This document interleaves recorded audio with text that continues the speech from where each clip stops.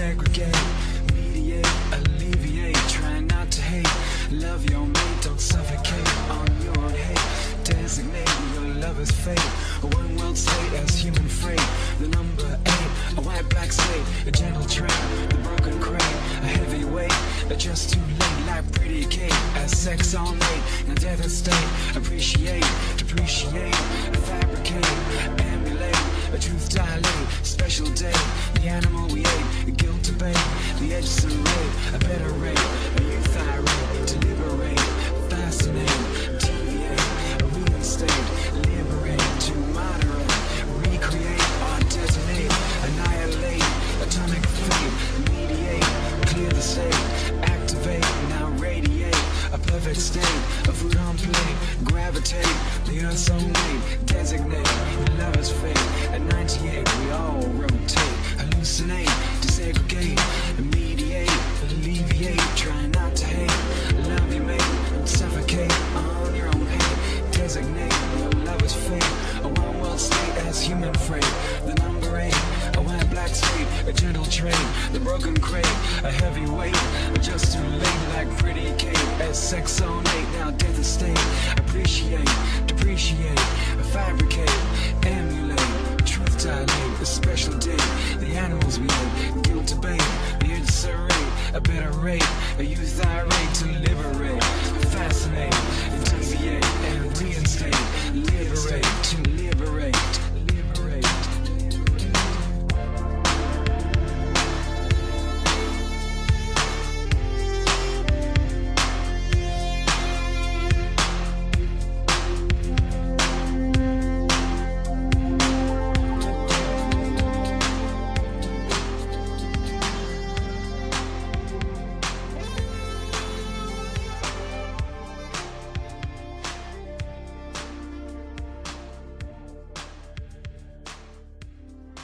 Hi, this is Jonathan. So this is going to be the next phase of getting out the information that I need to get out in this time slot of existence. What is this information for? Is this going to be information that you are to memorize? No. And you'll understand that later. What I need to do is make perfectly clear the essentials of creation. To call them laws or any word, I just, for some reason, I can't find the right word. To call them laws of creation, laws of life, completely misses the point. Because if you see it as some sort of rule and regulation that you have to adhere to, that immediately means you're disconnected from creation itself. And this is the state of the world. I haven't personally met anybody who understands it yet, completely. That doesn't mean they're not out there, but in my personal experience, I have not. And so, because of that, this next phase is required. And so you need to understand what is going on, how to get a better fix on the nature of the structural reality that you're in. And I'll do my best to impart to you what has been infused into me. But ultimately, you are going to have to seek the Creator itself. Of course, you're a creation. And if you don't do that, then you're just artificial intelligence, and you're a tumor. You're part of cancer.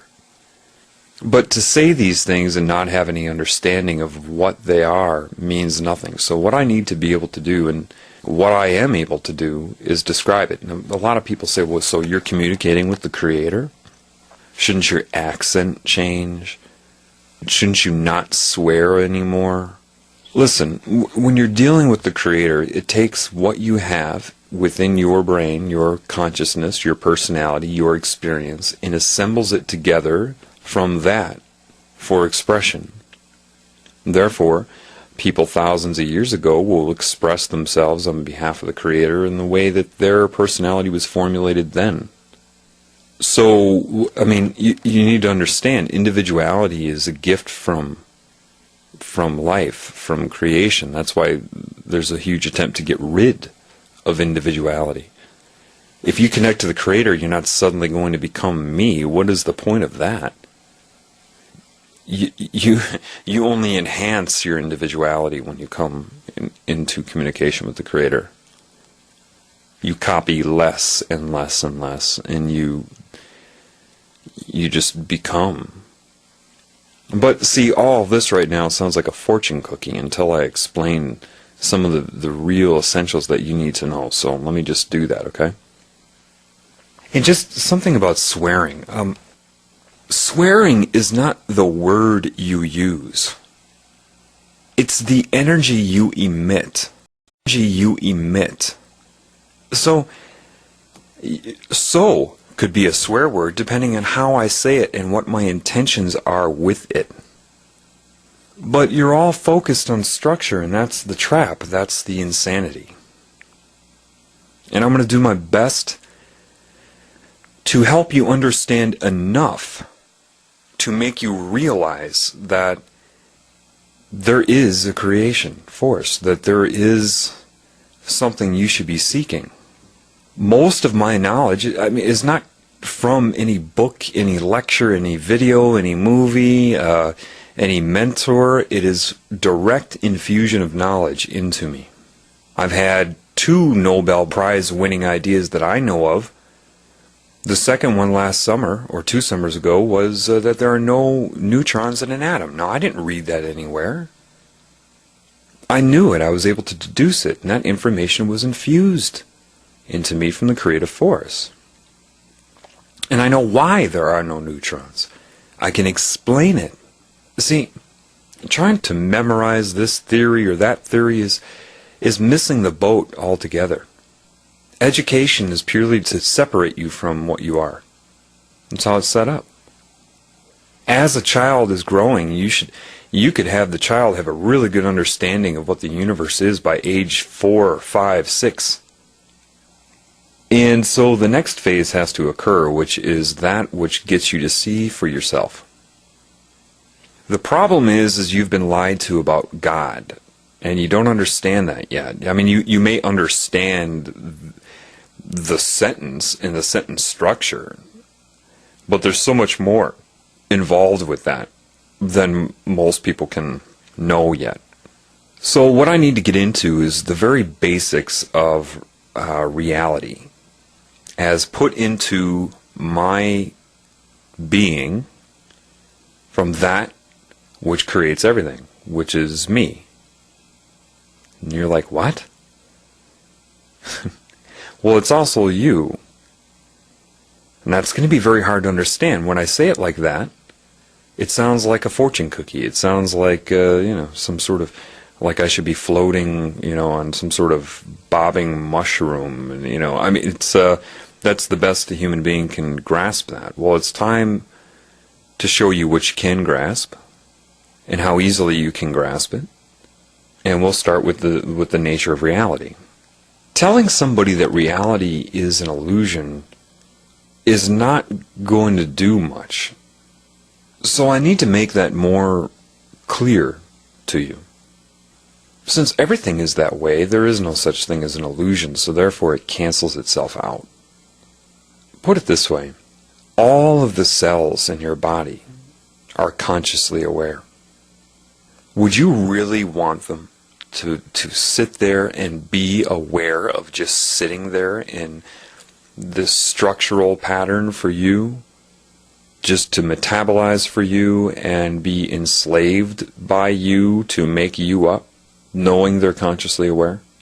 Or would you want them to be able to dream up a holographic reality that seems real so they can all interact with each other on a level that doesn't really affect you, and you are happy that they could do it? I mean, which would you want? Do you want yourselves to be your slaves, or do you want them to feel that while they're alive, they get to have a life and express things and do things and interact with each other and seem to have individual identities and all of that? Well, sure. Well, what I'm going to explain to you will make a lot of this pretty clear, okay?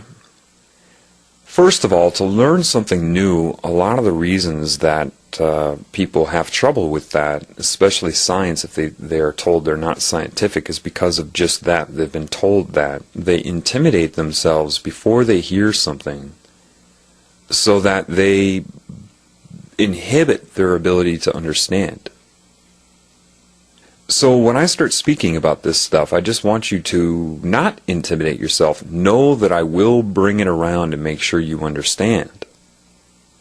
Hopefully most of you that are listening to this know what an atom is.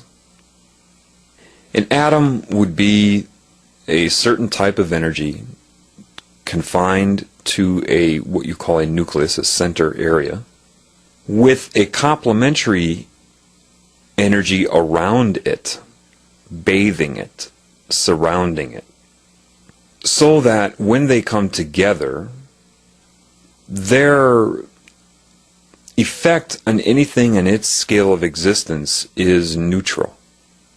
So you're told in chemistry that you have protons, and you count up the protons, and you have neutrons, and then you have electrons that are orbiting the nucleus.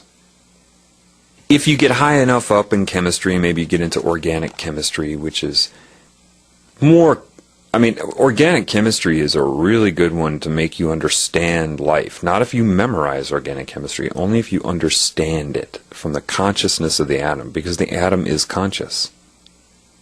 But they tell you you have different orbitals. They give them different layer names, S, P, D, F. They align the electrons, they chart them as spinning one way, and then they pair themselves to another electron within there that is coupled to it that spins the opposite way, an upspin and a downspin. And that's not what's occurring. So let me explain to you what is occurring.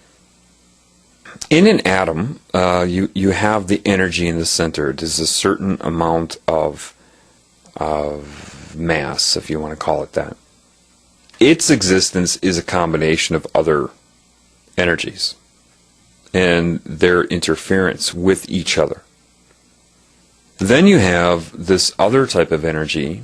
They give it a positive charge. They assign it, like they're assigning everything here, good and bad, yes, no. They give the nucleus a positive charge and the electron cloud a negative charge. The electron cloud is the type of energy the nucleus of the atom, the proton, always wants to find itself inside of. Because the protons are what you would call a positive or outward energy, or symbolically male energy, and it seeks to be inside the female energy, which will surround and absorb. Just like with sexual intercourse, you have a male, and your male organ goes inside the female organ. That's why they've based electrical circuitry. They call it male and female coupling and male and female parts.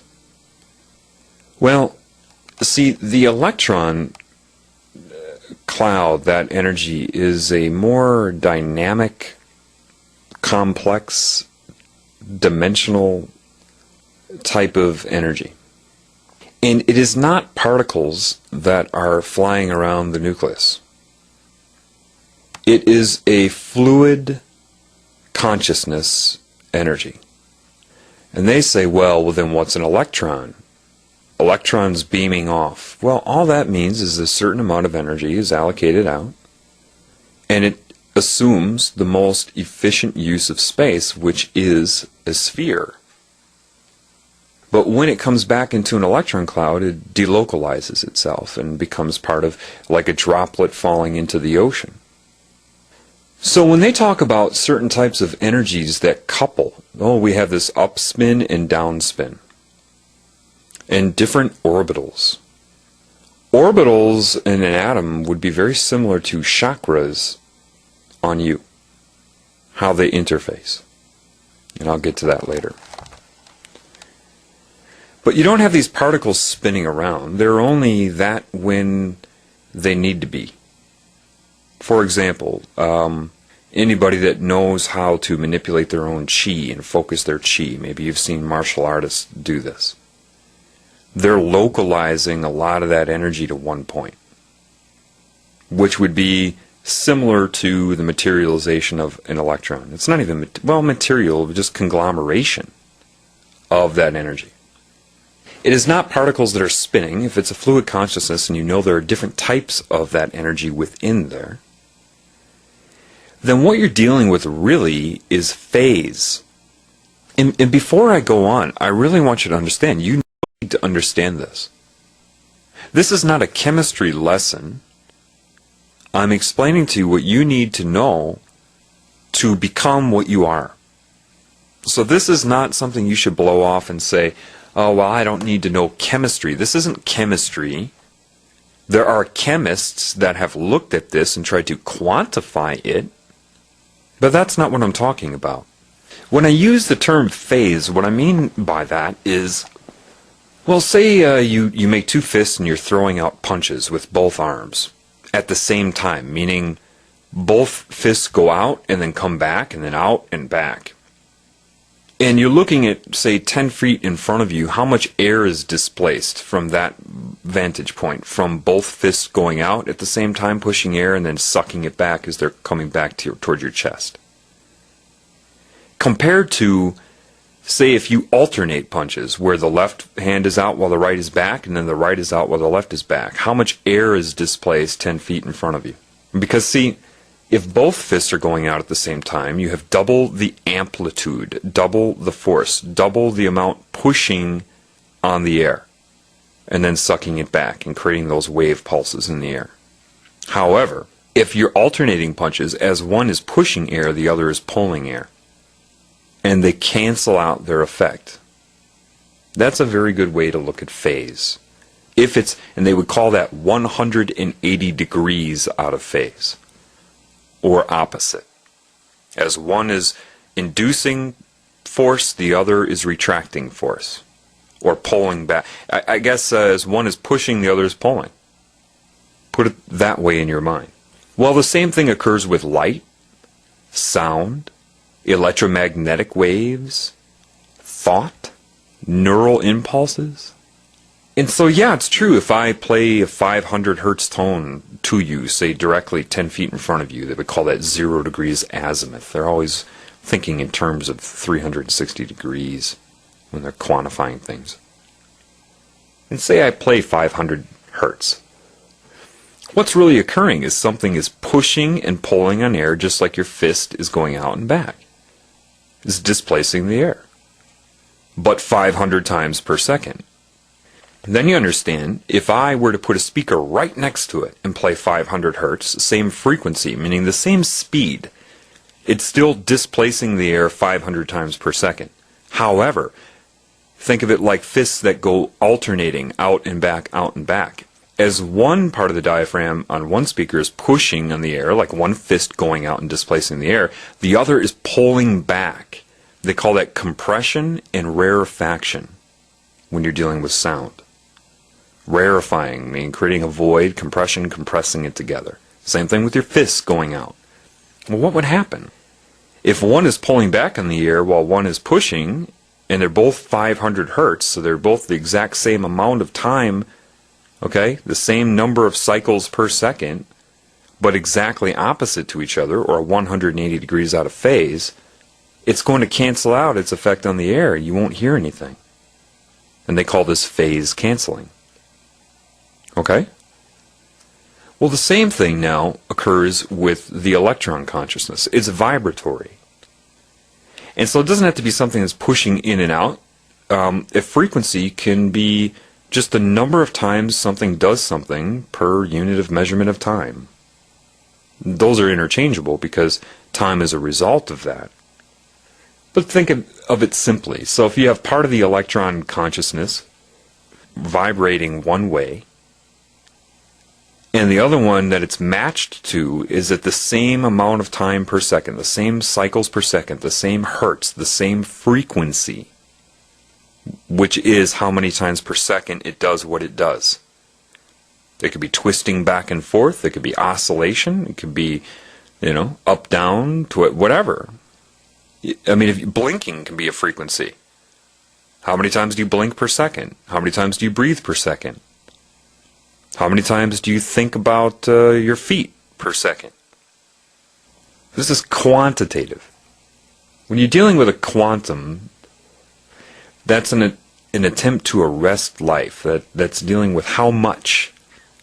That's why it's funny when I hear people that claim to be spiritual talk about how much they like quantum physics. That's all mathematics and formulas, and they may hear someone like, say, Deepak Chopra discuss quantum mechanics and reality and then feel they understand quantum physics. No, it's not the quantum physics you like. It's the qualitative nature of life. Physics deals with the physical. What is affecting the physical from a physical point of view. But anyway, in this consciousness of the electron consciousness, I don't even like to call it electron because that implies that it's a particle. I like to call it dark energy. Not that I am embracing good and bad, light and dark, and I'll get into that, but we'll use that as a better example. As one part is vibrating, the other one will couple to it, part of that consciousness, the same frequency, but 180 degrees out of phase with it, therefore making it and rendering it neutral. This is why they tell you that an atom is 99.9% empty space. It is not. The energy is there. It is just phase canceling itself out. Meaning there are no wavelengths of that consciousness for you to read. But it has gone nowhere. The observance of this will tell you why the Illuminati do what they do. Trying to play God by always balancing an equation to try to seek neutrality.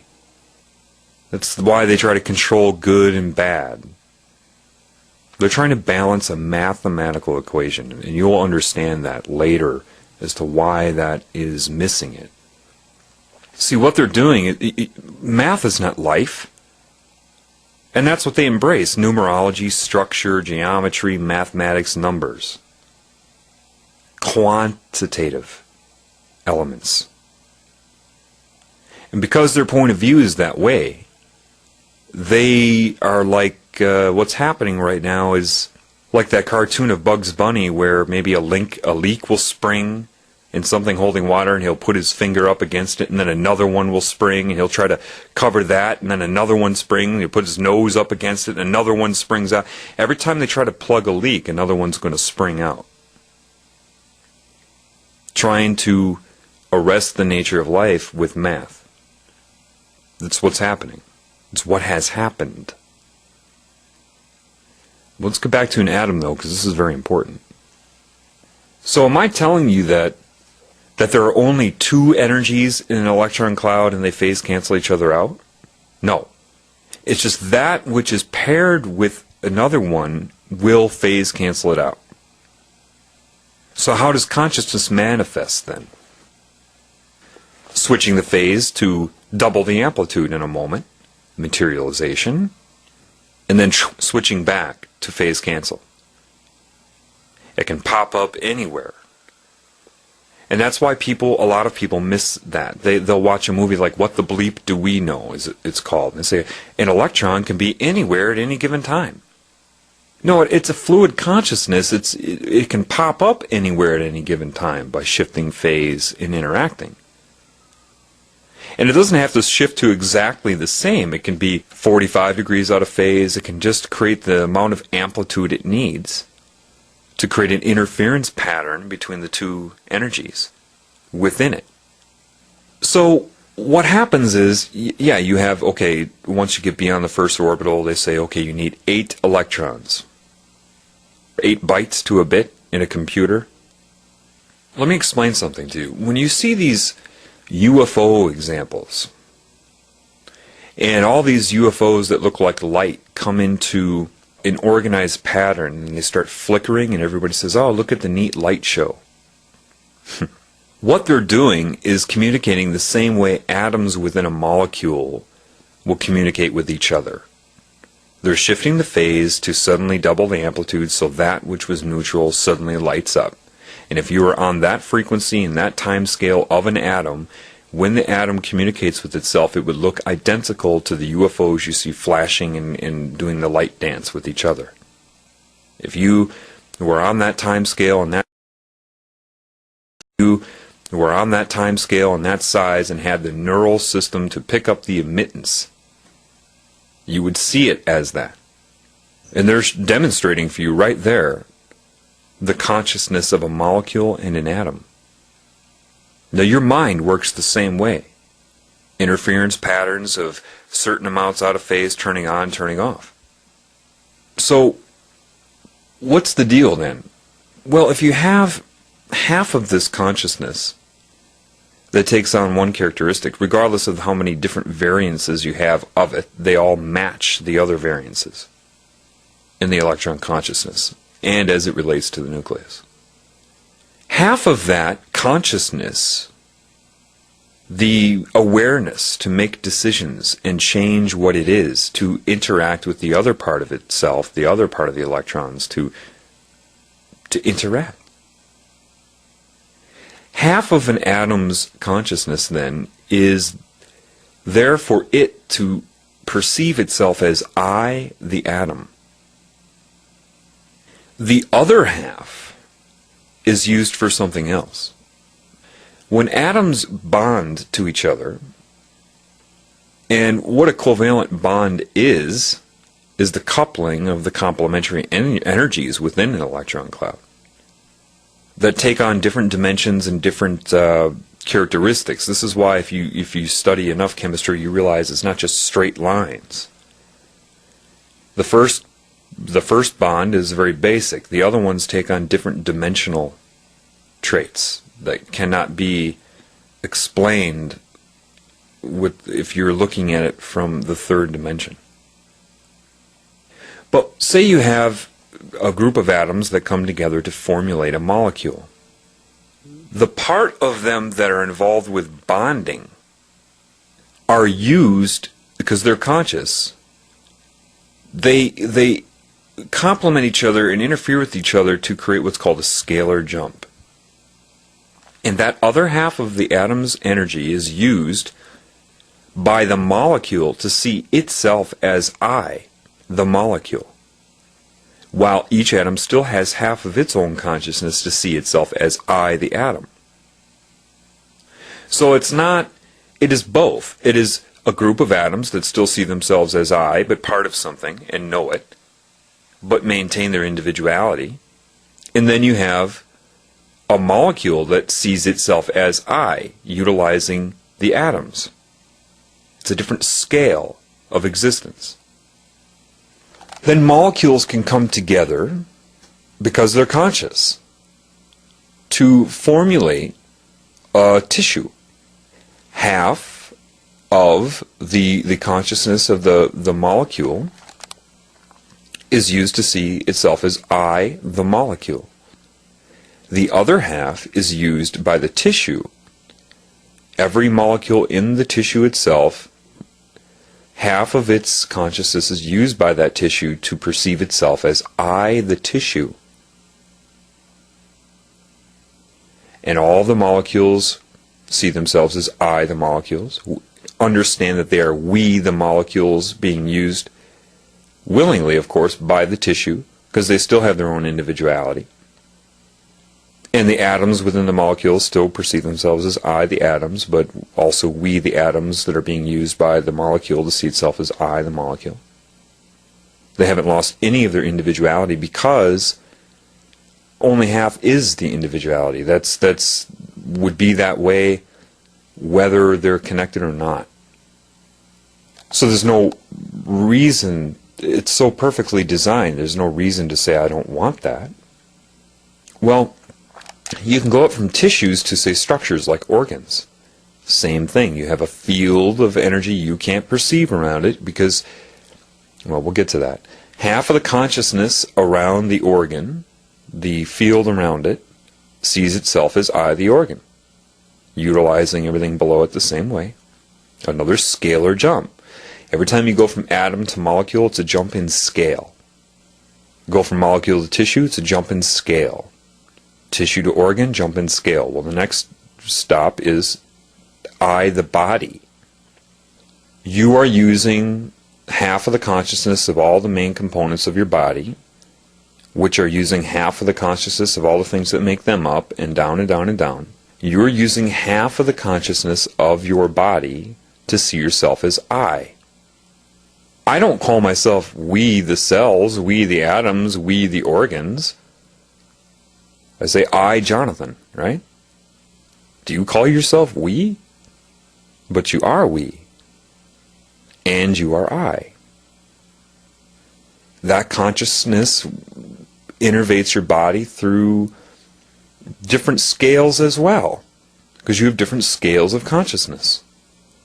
You have the scale of your body, which innervates your body through large chakras.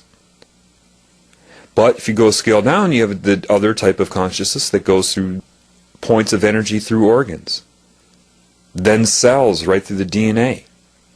DNA in your cells are not the stopping point of DNA. You are part of DNA on a larger level. You're part. Let me explain this. Up from you, what do you think the next jump up is? Your specific race of person. So it doesn't matter what race you are. This is why certain species have, quote, the same frequency. Just like organs will have the same frequency. So you go up to your race. And you have a consciousness that says, I, this race. Utilizing half of each person involved in that race, half of their consciousness to do so. Then you go up from there, you have the human race. All the races combined.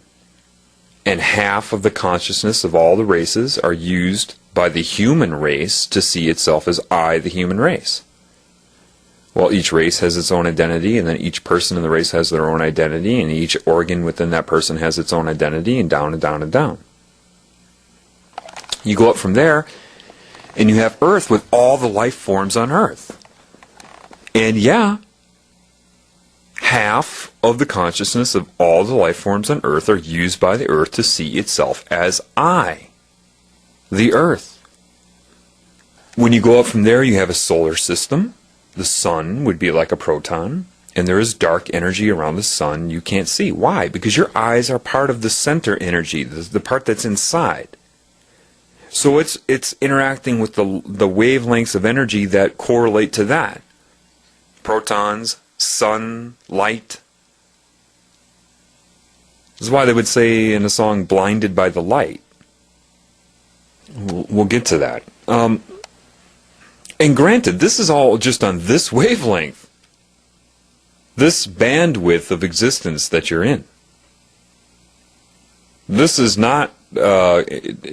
I'm just using an example of the bandwidth of existence that you can see. So what's around the sun is dark energy. That's what's keeping it in. That's what's surrounding the sun.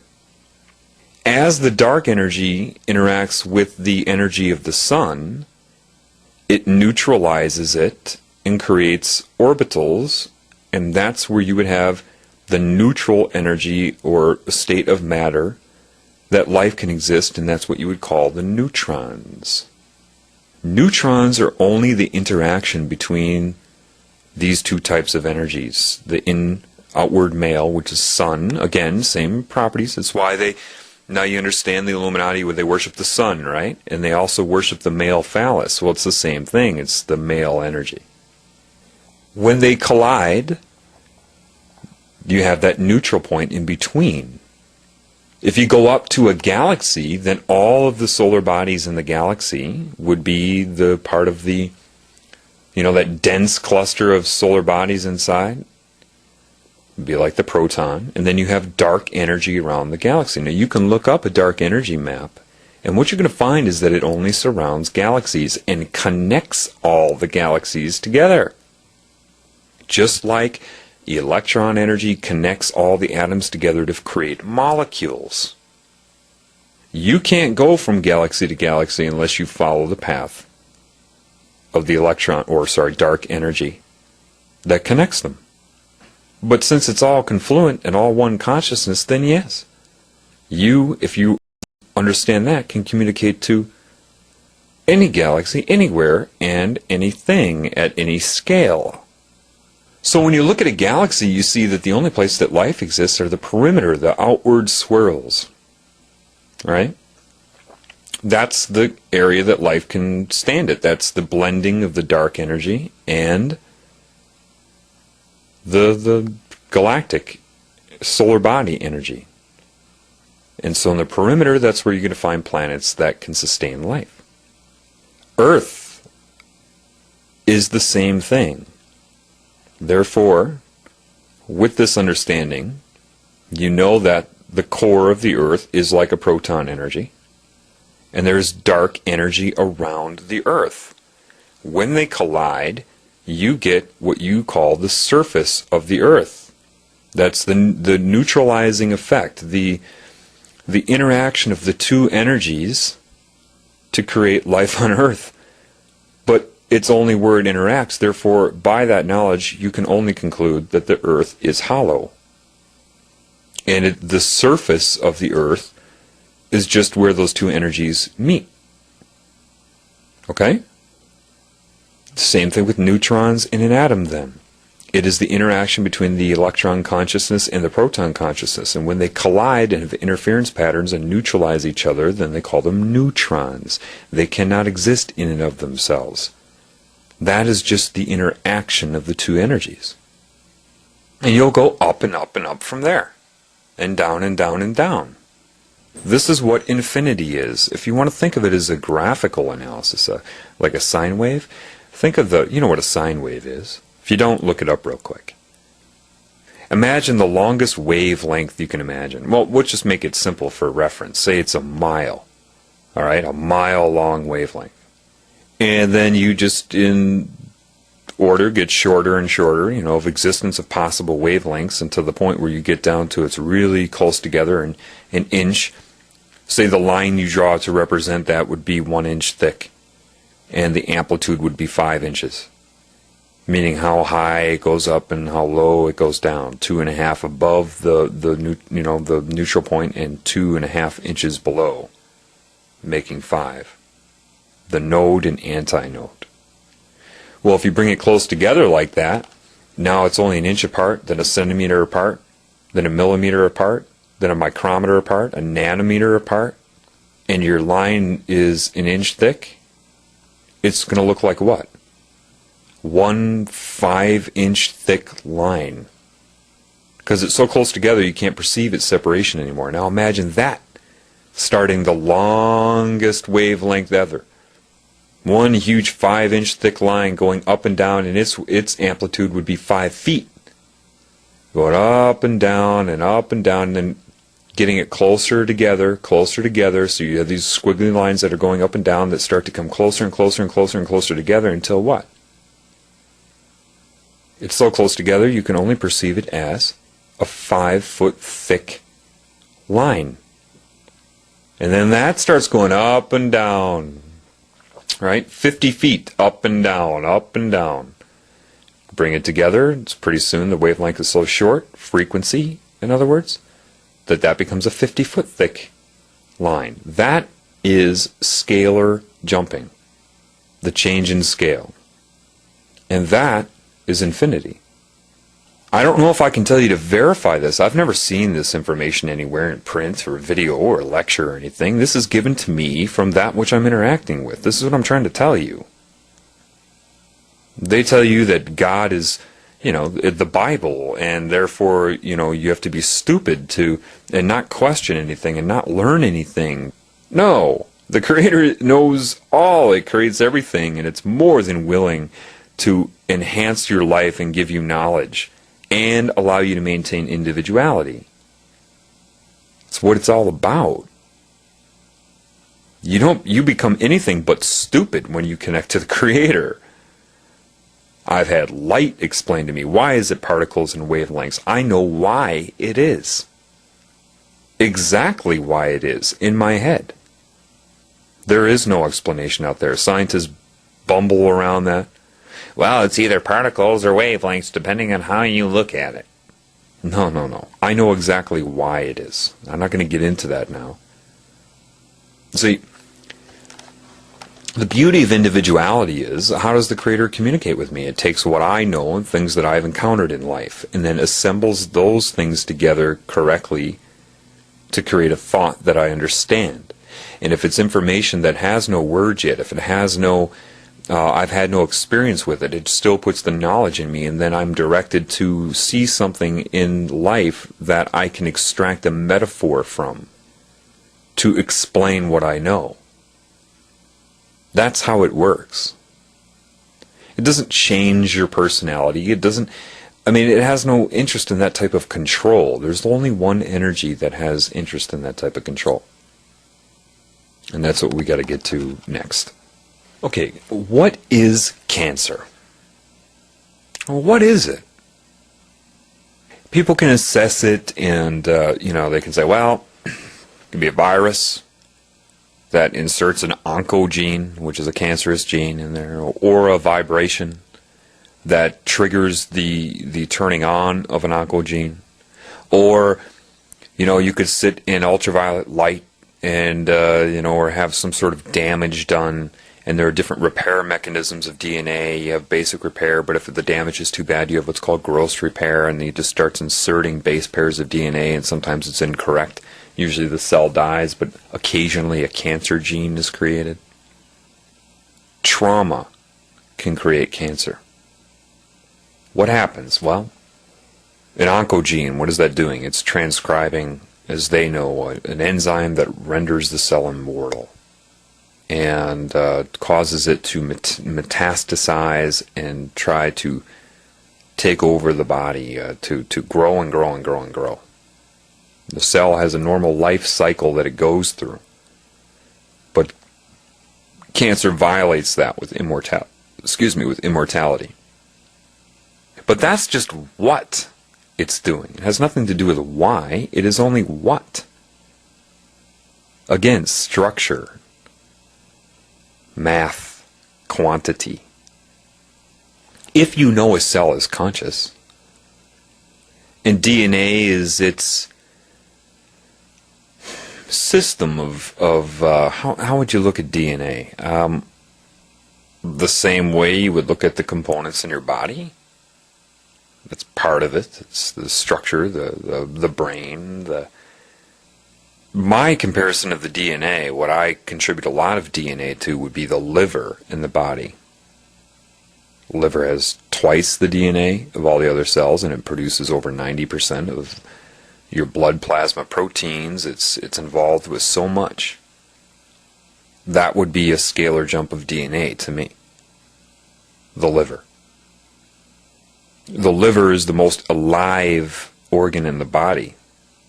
The brain is the most dead. The liver can regenerate. Your consciousness is not so much confined to the brain. Only for your five senses in that input, and then other things, thinking and whatnot. But your thoughts occur throughout your entire body, and around your body more specifically. Cancer is an insane energy, but it's not its fault. It is separate from this whole system that I'm talking about, this scalar reality of existence. And it doesn't understand that as it grows, it's going to destroy its own ability to live. So there's only one conclusion you can make, and that's absolute fear. A disconnection somehow from the love, the consciousness, the understanding, the knowing of why it exists, the beauty of its existence and everything. And the consciousness alters the DNA of the cell because it feels isolated, alone, and separate. If you damage a cell and it's trying to resist the death, imagine the fear of how it's played out if a cell is dreaming where it gets damaged by something. And it gets so damaged that it's traumatized. The consciousness is going like crazy trying to repair it and whatnot. And then it creates a resonance because of fear. It's so traumatized. This is just one instance that it can't remember anymore. It doesn't believe in the system. How can this be happening? And its defense to its fears to try to take control, anger, aggression. Suddenly the consciousness is played out between cells that, hey, no, you're part of us. No, I'm not. I don't trust you, any of you. Becomes immortal. It creates that gene. And starts to use more abilities than it should in relation to other cells. Starts to hurt them. And the consciousness grows in scalar relation from, and this starts at the atomic level, people, below. Next thing you know, it's tissue that it's focused on, rather than the cell. And tries to take over the tissue. It doesn't care about the tissue. That's why you have a lesion. It's a war. It's killing other cells. Otherwise you wouldn't have a lesion or an ulceration. And then the consciousness goes after other cells to try to make them cancerous, to grow in the body. And it would have to seduce the cell to leave the system it's already part of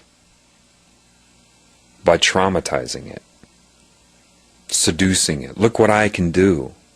Look, I'll scare you. Look, I could kill you right now, but look, do you want what I can do? And the cell has no idea. The cancer just wants to take it over so it can make another scalar jump, so it can use it to see itself as I, and that is it. That's what cancer is. The body tries to attack it because it recognizes that it's a foreign resonance now. It just becomes an internal battle.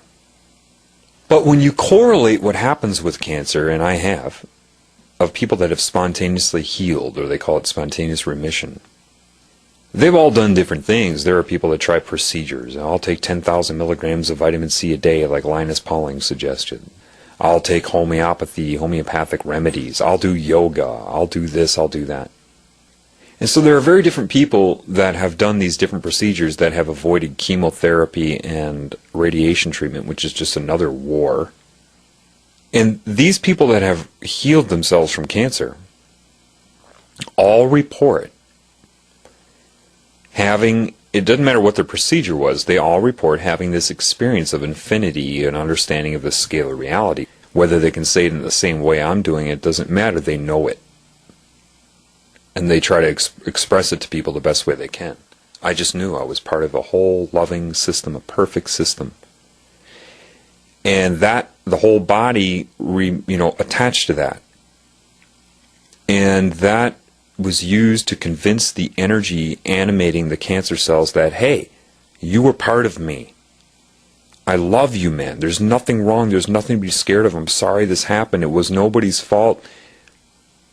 Come back. And finally what happened is that energy made that leap of faith within your body, came back to you, everything was fine, the cancer cells are shed, and when this spontaneous remission thing happens, it can happen in 24 to 48 hours. It's like snowballs melting on a stove. Tumors just go. No chemicals can do that, no medicine, no chemotherapy, no radiation treatment, no immune system. This is something different. And cancer is something different. It's separation. When the cancer recruits other cells, how does it do it? Ultimately, it uses all the tactics to scare it, intimidate it, seduce it, entice it. What ultimately happens when it becomes a cancer cell is what? Well, remember, each cell has its own consciousness, and part of that consciousness sees itself as I, and the other part is utilized by you to see yourself as I.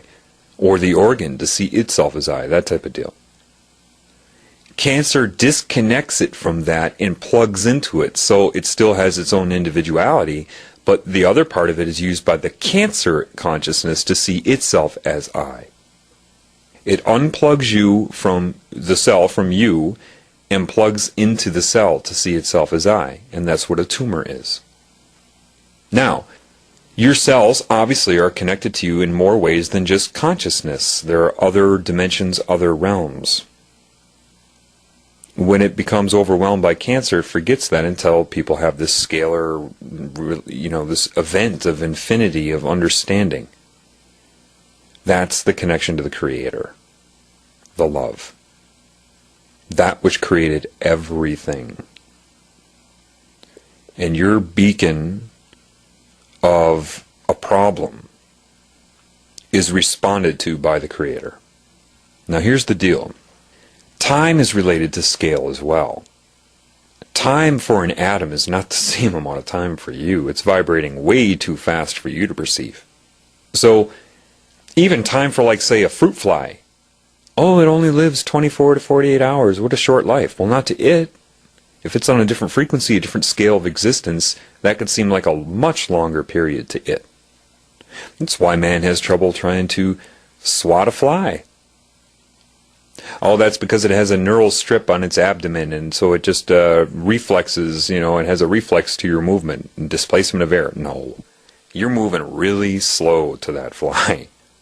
And because your relationship of time relates to your perception of depth, if you're on, say, one side of a room that has a 15-foot distance between two walls, and you look at that, you perceive it in relation to your frequency of existence, your relation to time, and that's how you perceive depth.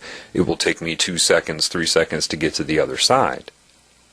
However, a fly looks 15 feet across the room, and its relationship to time, its relationship to depth is different. Even though it may arrive there faster than you, it does not seem that way to the fly.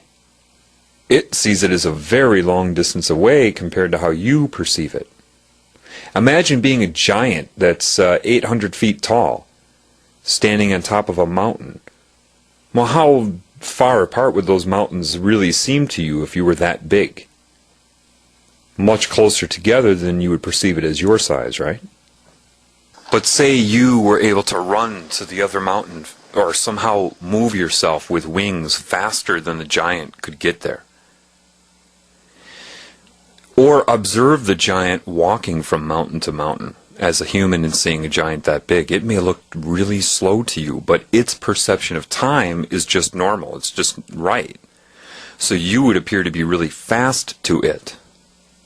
That's why larger things may appear to move slower, but from their relationship to time, they're not moving as slow as you perceive them to be. So even something like a cat will have a slightly, just a slightly different perception of time than you. You are slower to your cat than it is to you. That's why a cat is more able to quickly grab a fly out of the air. It's not that it perceives itself to be moving any faster than it would if it were your size. It's just moving just right, what it's able to do. The fly is moving slower to the cat than it is to you. Do you understand? And so what this creative love force, I'll call it God, okay? It's easier to just say God for now. That's not what it is, but I'm just going to call it God for simplicity. God immediately put into my mind that the whole idea of physics and chemistry and the periodic table is missing one element for quantitative. Not that it matters, and that is the element of time, which is just that. It's the scalar jump from atoms to molecules to tissues to everything is missing the element of time.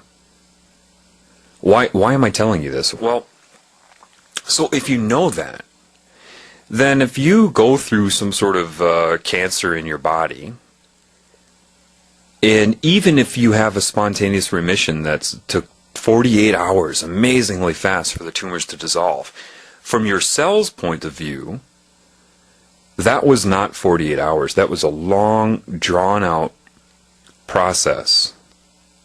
And then when the spontaneous remission happened, it was just as instantaneous for the cells as it was for you, and that's the true nature of love and God, is that it's instantaneous. It will have a scalar effect all the way down.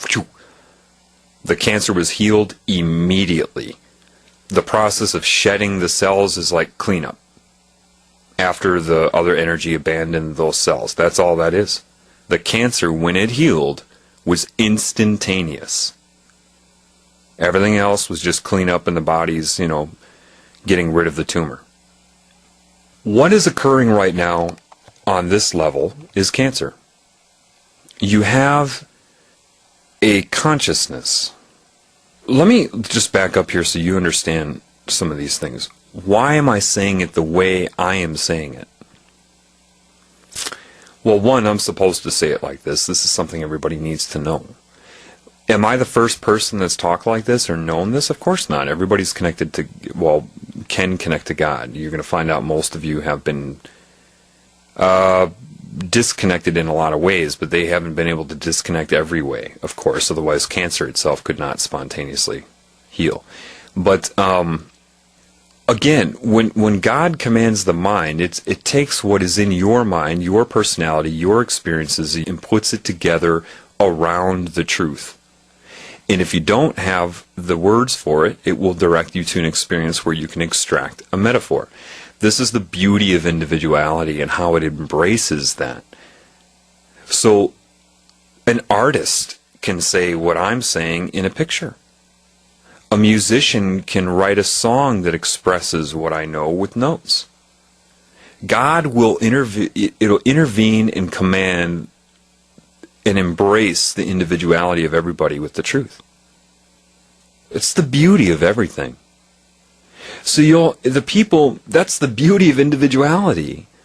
As people, it's going to be so neat because as people start to learn this stuff through connecting to the Creator, and it's going to happen, you're going to see all these really neat, different individual expressions because God took in them, and assembled in them the understanding through their point of view.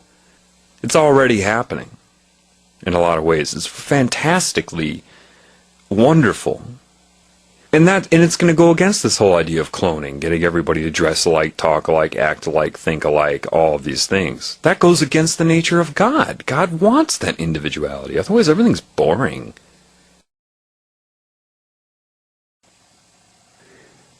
So now you start to have an understanding of, somewhat of the scalar nature of your reality. Now, I know I used the example of half of your consciousness used for yourself and the other half being used by something larger. And that was just a way to get you used to the idea, but it's a little bit different from that. You can look at it, this is also another basic example, but I'll give you an idea of roles of your existence in scalar reality. A very basic example could be, 8 electrons, right, in an electron orbital of an atom. So 8 energies, 4 pairs of couplings, different frequencies that phase cancel each other out or alter their phase and amplitude for interference patterns. One way you could look at that would be, say you make the pointing sign with your fingers, the number 1 sign with both hands, and then point your fingers at each other, leaving about a centimeter in between the two tips, about 8 inches in front of your head. Now what you'll find is if you change the focus of your viewing that, you can change it so that it appears as if you have 2 fingers and a floating little finger in between them. What is that really? They're both transparent as far as your focus is concerned, but when they interfere with each other, it looks like there's a piece of mass there. That's how your eyes are seeing it. And that's a good example of interference patterns, of standing waves. It's basically what your body is, a combination of all kinds of standing waves, of interferences, of different parts of the energies. But you'll find if you do that, and you hold your fingers that way, and you see the finger floating in between your right hand and your left hand, you don't have to move, you don't have to change anything other than your concentration, your allocation to how you're going to perceive that. And with focus, you can learn to see just your right finger in right hand, without changing anything, without moving anything, or anything, just change in perception. Then you can see your left hand. Then you can see it all together. You can see both hands completely with both fingers and the floating finger, but with no gap in between it. So it's not floating, you see everything at once. So that's 4 different ways to see the same thing from this fixed point of view. That could be a good analogy for consciousness of your scalar relationship. It isn't exactly like this, but generically as a model, you could see your consciousness then, rather than now seeing it as half for you and half for that using you, you could see it as the floating finger, like the first example. That's what everybody's locked into right now.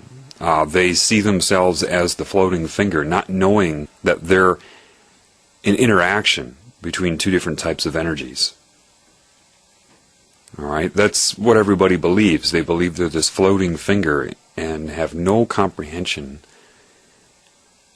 Imagine if your floating finger, when you do that, was self-aware, had no idea you were the one intending to do that you were holding your hands that way. It just saw itself as the floating finger, without any comprehension of how it's there or why it's there.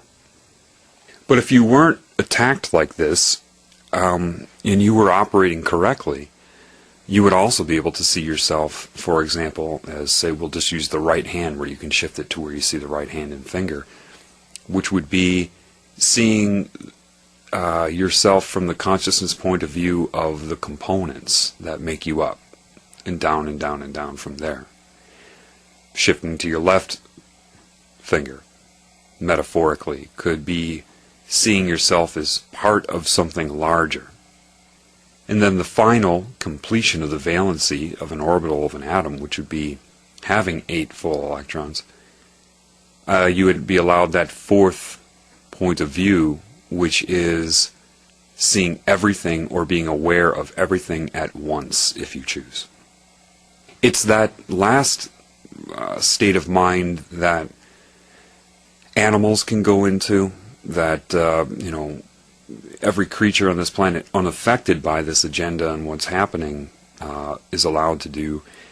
People that have spontaneously healed from cancer have gone into that mode, and so it had, of course, a scalar effect of the consciousness making them up and their relation to higher, and so the energy, animating the cancer cells realized, disconnected from those cells, rejoined your energy, and then those cells are shed. You start to understand then what is matter.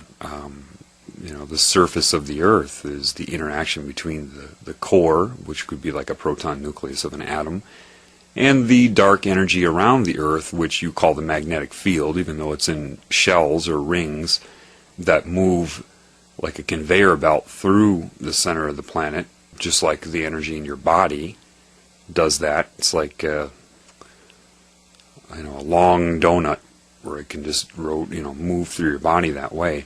Well, the Earth has the rings and orbitals of dark energy around it too, so the orbits around the Earth are already there.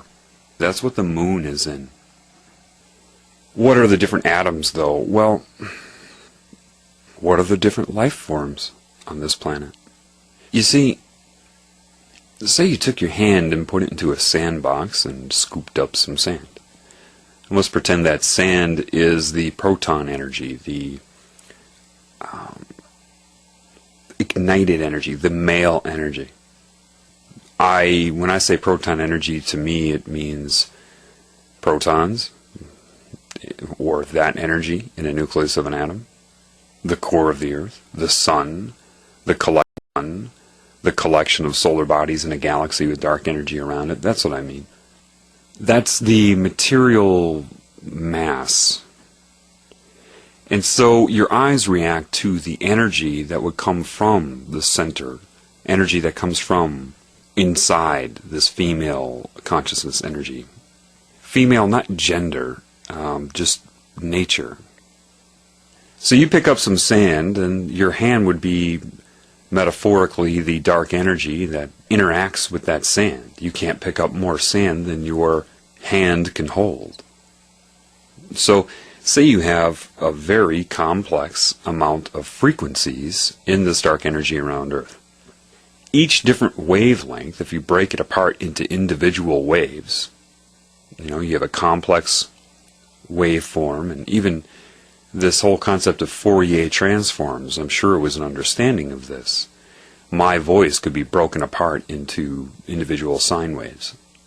Well, so each one is interacting with the energy emitted from, say, the core, and each frequency or wavelength is just that. It's how much is interacting. So it'd be like scooping my hand and grabbing this amount of sand and whipping it somewhere, and then scooping more, and it's always pretty much the same amount, right? Because that's what my hand can carry. Forget about a heaping pile of sand, but just say I grab the same amount every time because of what my capacity is. Well, if you have a longer wavelength, you could consider that as a larger hand, or say a shovel now that goes into the sand. It grabs more of the sand.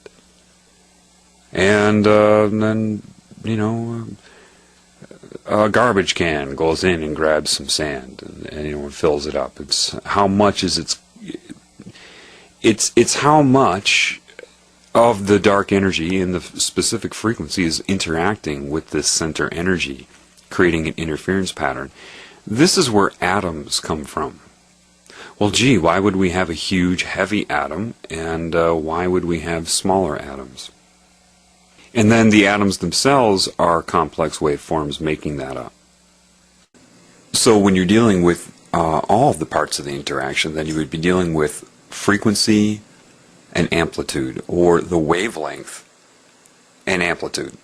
So now you can start to consider things like, is the sand in my hand heaping or not?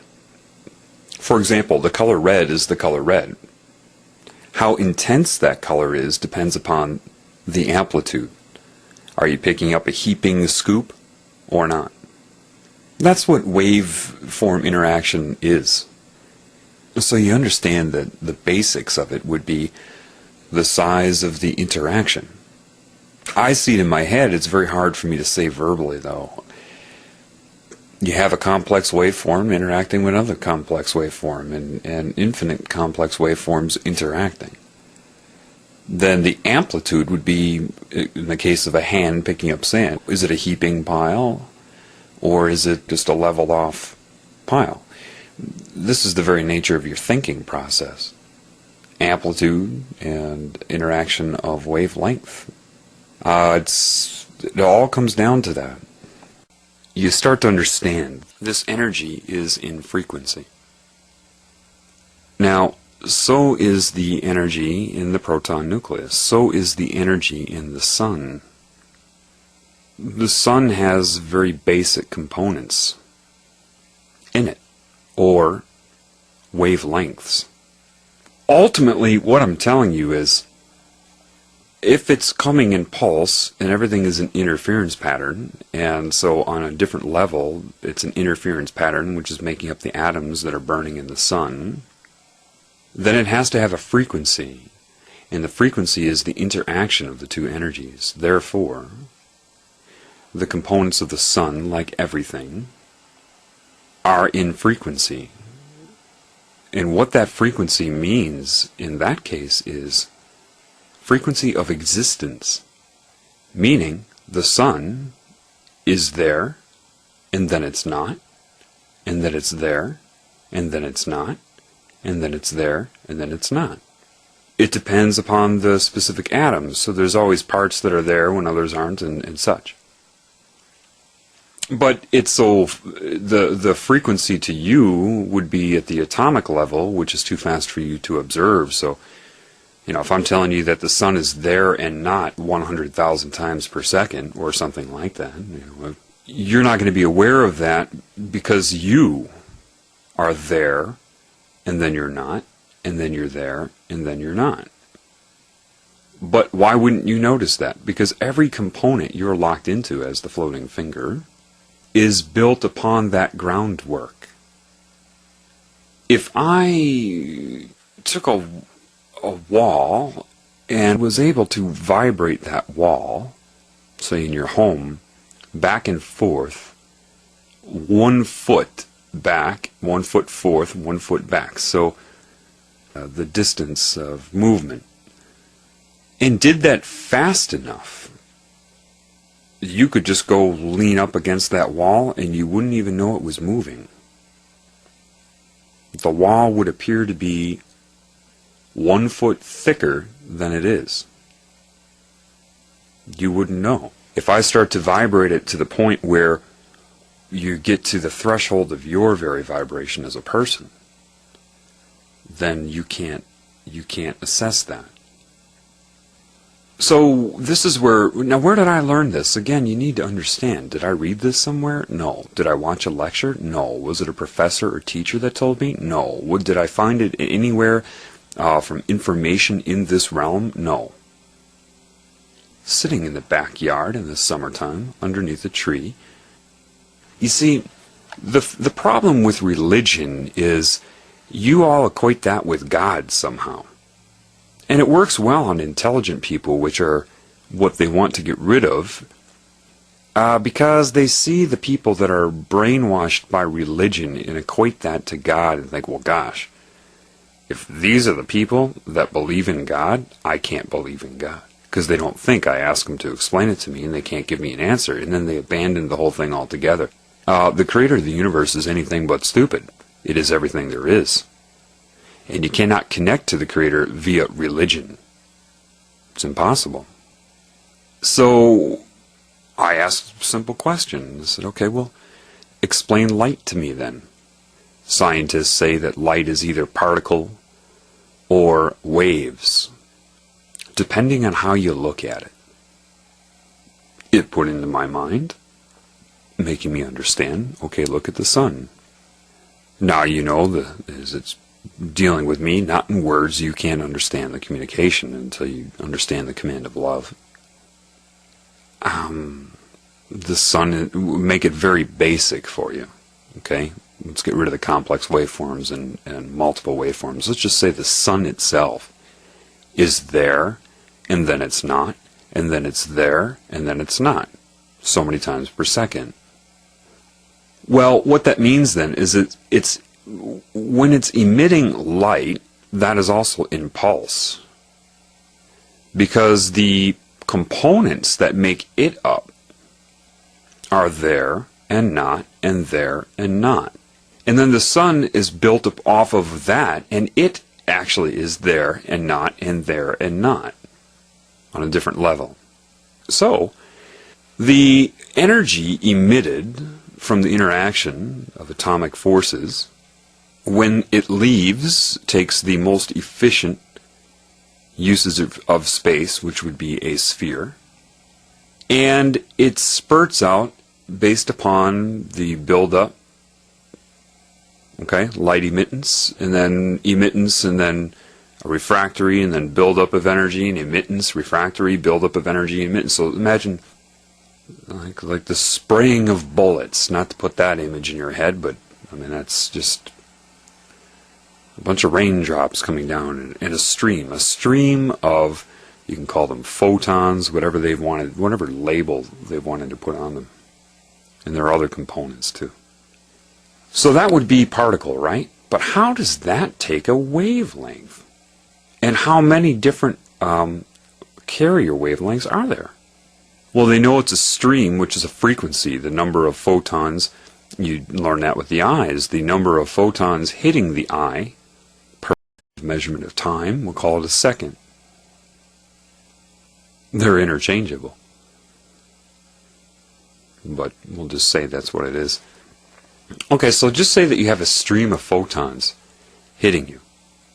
All right, just how many times they activate, within the the range of your frequency. Now you understand why you have a frequency range of vision. You have a fundamental frequency of existence, and then your nerves can react to a certain amount of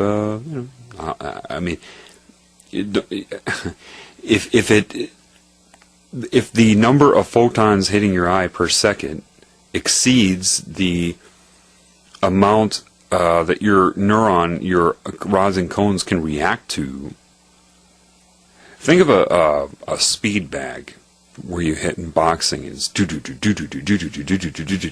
If you start hitting it too fast, it doesn't have any rebound. It's just going to stay there. And because your sensory perception is on, off, or frequency, and how many times that happens per second, if it just is too fast or too slow, too, few times per second, you're not going to perceive anything based upon your core vibrational state. Okay, then. So if you know that another level up from atoms, there are parts and components of the sun that are there and not there, and there and not there. Well, what would happen is this. You see, when light is emitted from that reaction, it is slowed down right away through a certain amount of resistance of the dark energy. So light is emitted at a certain speed. Just imagine spitting, okay? Slow it down in your mind, like that, okay? You get a stream of photons going. That's because you have individual photons because of the frequency of emittance of them. But then the very existence based upon that is there and not also. So what's really going to be occurring is a stream of photons and resistance, slowing them down slightly. And then another one, because then the sun, think of it real basically, say the sun disappears. So now there is no emittance of light. But then it comes back and emits it again.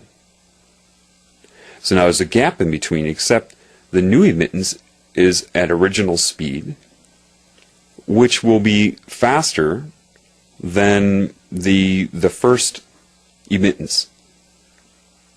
And this is a very basic way to look at it. It's more complex than that, but not much more complex than this. But I want to keep it simple.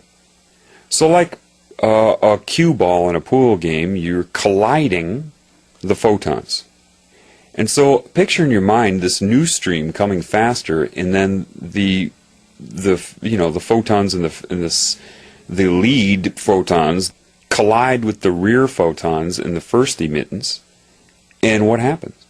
Like pool balls in billiards, they collide off of each other, and one goes back or is slowed down. It depends on your point of view. And the other is pushed forward. And it just keeps doing that based upon its refreshment, the refreshing of its existence in different scales. So then my question of, then polarized glasses. I said, sure. The ones that collide outside that plane don't make it through. They get cut off a little bit. Not completely. They'll make it through the other lines, but it will be not in a frequency you can detect because it alters its stream. So imagine a 360 plane where they have the potential of colliding in this plane, that plane, that plane, and the polarized glasses choose what plane it would exist in. So I said, well, okay, then what are colors then? I looked at the lawn. It was green. I said, well, what's occurring then? And it corrected a few things for me. Okay, you look at that green lawn, that green leaf. You think it's absorbing all of the light except green. I said, yeah, that's what we're told in science. I didn't say it, that's what we're told. No, that's not what's occurring at all. It appears that way, but that's not what it is. And I won't get too complex here, but when the light hits the leaf in the female energy, or any color, let's say, and it interacts with the energy of it, and it's absorbed and then emitted. Well, same deal of emittance, but what you're looking at is the frequency of existence of whatever the color is. So the reason the leaf is green is not because it's absorbing everything but green. No, it is reflecting all of the light, but it's reflecting it based upon its frequency of existence. And it started to make sense to me. So it's, Say you have a giant tennis racket, and you spurt a constant amount of balls. Like, say the tennis racket has a 30-foot diameter. Okay, that's how big the head of the racket is, and you have every given second you've got 1,000 balls coming at it. And it's a constant stream of these balls, say. So they're just constantly coming. But the racket has to go back and then forth and back and forth. And as the balls are hitting the racket, when it's moving back, they're not going to be rebounded the same way as they are as the racket is moving forward to the constant stream. You can sit in the swimming pool and the water's just there, and you can make a splash, but the splash is dependent upon your hand moving forward and hitting the water. Same thing with light. Same thing with reflection of light. It's the existence. It's there to reflect it, and then it's not. And then it's there, and then it's not. So the question then that occurred in my mind, well, why would a darker color get warmer in the sun than a lighter color? What occurred in my mind through this interaction was the idea that, okay, well, remember, you are in a bandwidth of existence. Every color that you perceive is a vibration that you are perceiving. If it can reflect light, or more specifically, be seen by you, it's in your bandwidth and therefore in the bandwidth of interaction of light. But there's other wavelengths of light energy or electromagnetic energy that could heat something up. Of course, you already know that. If a part of what it's heating up is within the bandwidth of excitability or able to make an interference pattern reaction. You just have to really slow it down in your mind and say a black color in the sun, its vibration is slower sometimes. Why do I say sometimes? Because, see, what you perceive as black, once you get below the frequency of excitability to your rods and cones, anything slower than that will be perceived as black to you, but it doesn't mean it's at the same frequency. There can be many things perceived as exactly black. All that means is it's no longer stimulating your eyes. White would be the most intense stimulation. But what if something was vibrating so fast that it could not be perceived by your eyes? It'd be black again. Or, in that case, transparent.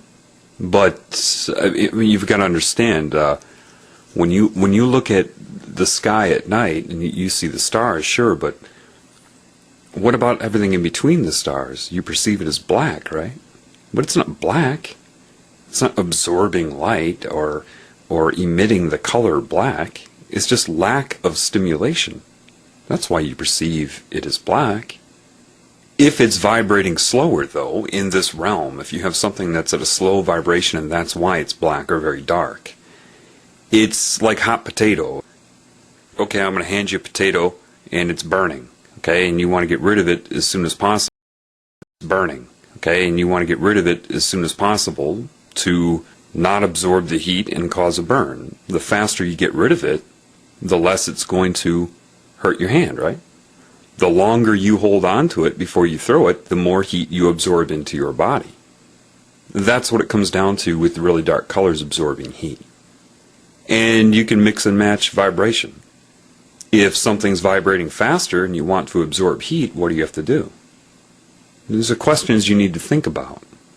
I really want you to start considering what I'm saying. Don't memorize it. Think about it. How does a microwave work then? It's a higher speed. Why? Because it's hitting you, it's bombarding you more, and so you can't reflect it. You're forced to absorb it based upon your vibration. It would be the same thing, okay, if you want a wavelength directed at you that would burn you, well, if you lowered your vibration, you could lower that wavelength or that frequency in a correlatable way to you to have the same effect on you. If you lower your frequency to a certain amount, you could lower the frequency that is being directed at you to have the same effect, as long as it's proportional to how much you've lowered your frequency. The only reasons microwaves tend to heat things up here is just the things that you're perceiving. If something's vibrating faster, it's not going to heat it up as much. Based upon that, I mean, I haven't looked it up yet, but I'll put myself out there. I can predict, based upon my knowledge of reality, that cold water will heat faster than warm or hot water. Or, in other words, it will absorb heat faster, proportional to its own vibration, its own vibratory state. Anyway, so you understand that. Then the idea of, okay, well, how do they use colors against you then? My connection to this intuition, which is connected to life itself, gave me the answer. So you're looking at the color green, right? Well, what you're seeing is the rate of reflection of light. Its heat will be dependent upon that rate, like hot potato. What happens if you go into a room and shine a red light? Everything looks red right away, right? And everything in the room is a variable color. You frequency lock onto the red itself. Therefore, everything looks red because that's a constant. That's what you're locked onto. That's what you're distracted by. However, the longer you're in that red light, you start to segregate out the other colors. Blue starts to look blue again. Yellow starts to look yellow again. Why? It's still reflecting red light at you. You saw it initially. But now you're segregating out and looking at the other components. You're still seeing red light. But it's taking that red light and emitting it in pulses of its own frequency. It's kind of like driving down the highway. You could be in the car and you could be throwing a ball in your lap, up and catching it. You know, one ball, throw it up, throw it down. No resistance of wind. The ball appears to be just going up and down to you. If you go outside of the car and look at the car moving, you see that the car is going, say, 70 miles per hour. The ball then would not be going up and down. It's actually making an arch over, the speed it's going, 70 miles per hour, from the moment it goes up from your hand and comes back down.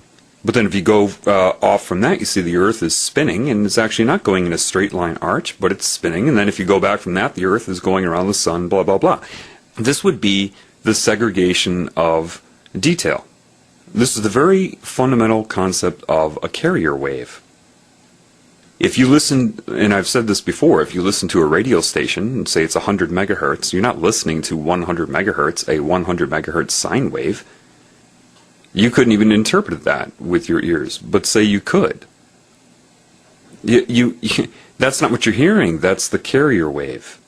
And embedded upon that is the audiogram of the music. Well, when you're sitting in a room where you're shining a red light bulb, when you start to notice all the other colors again, if you put on those amber vision, it's a different thing, but if you put on, yellow tinted sunglasses, after a while you start to see color again.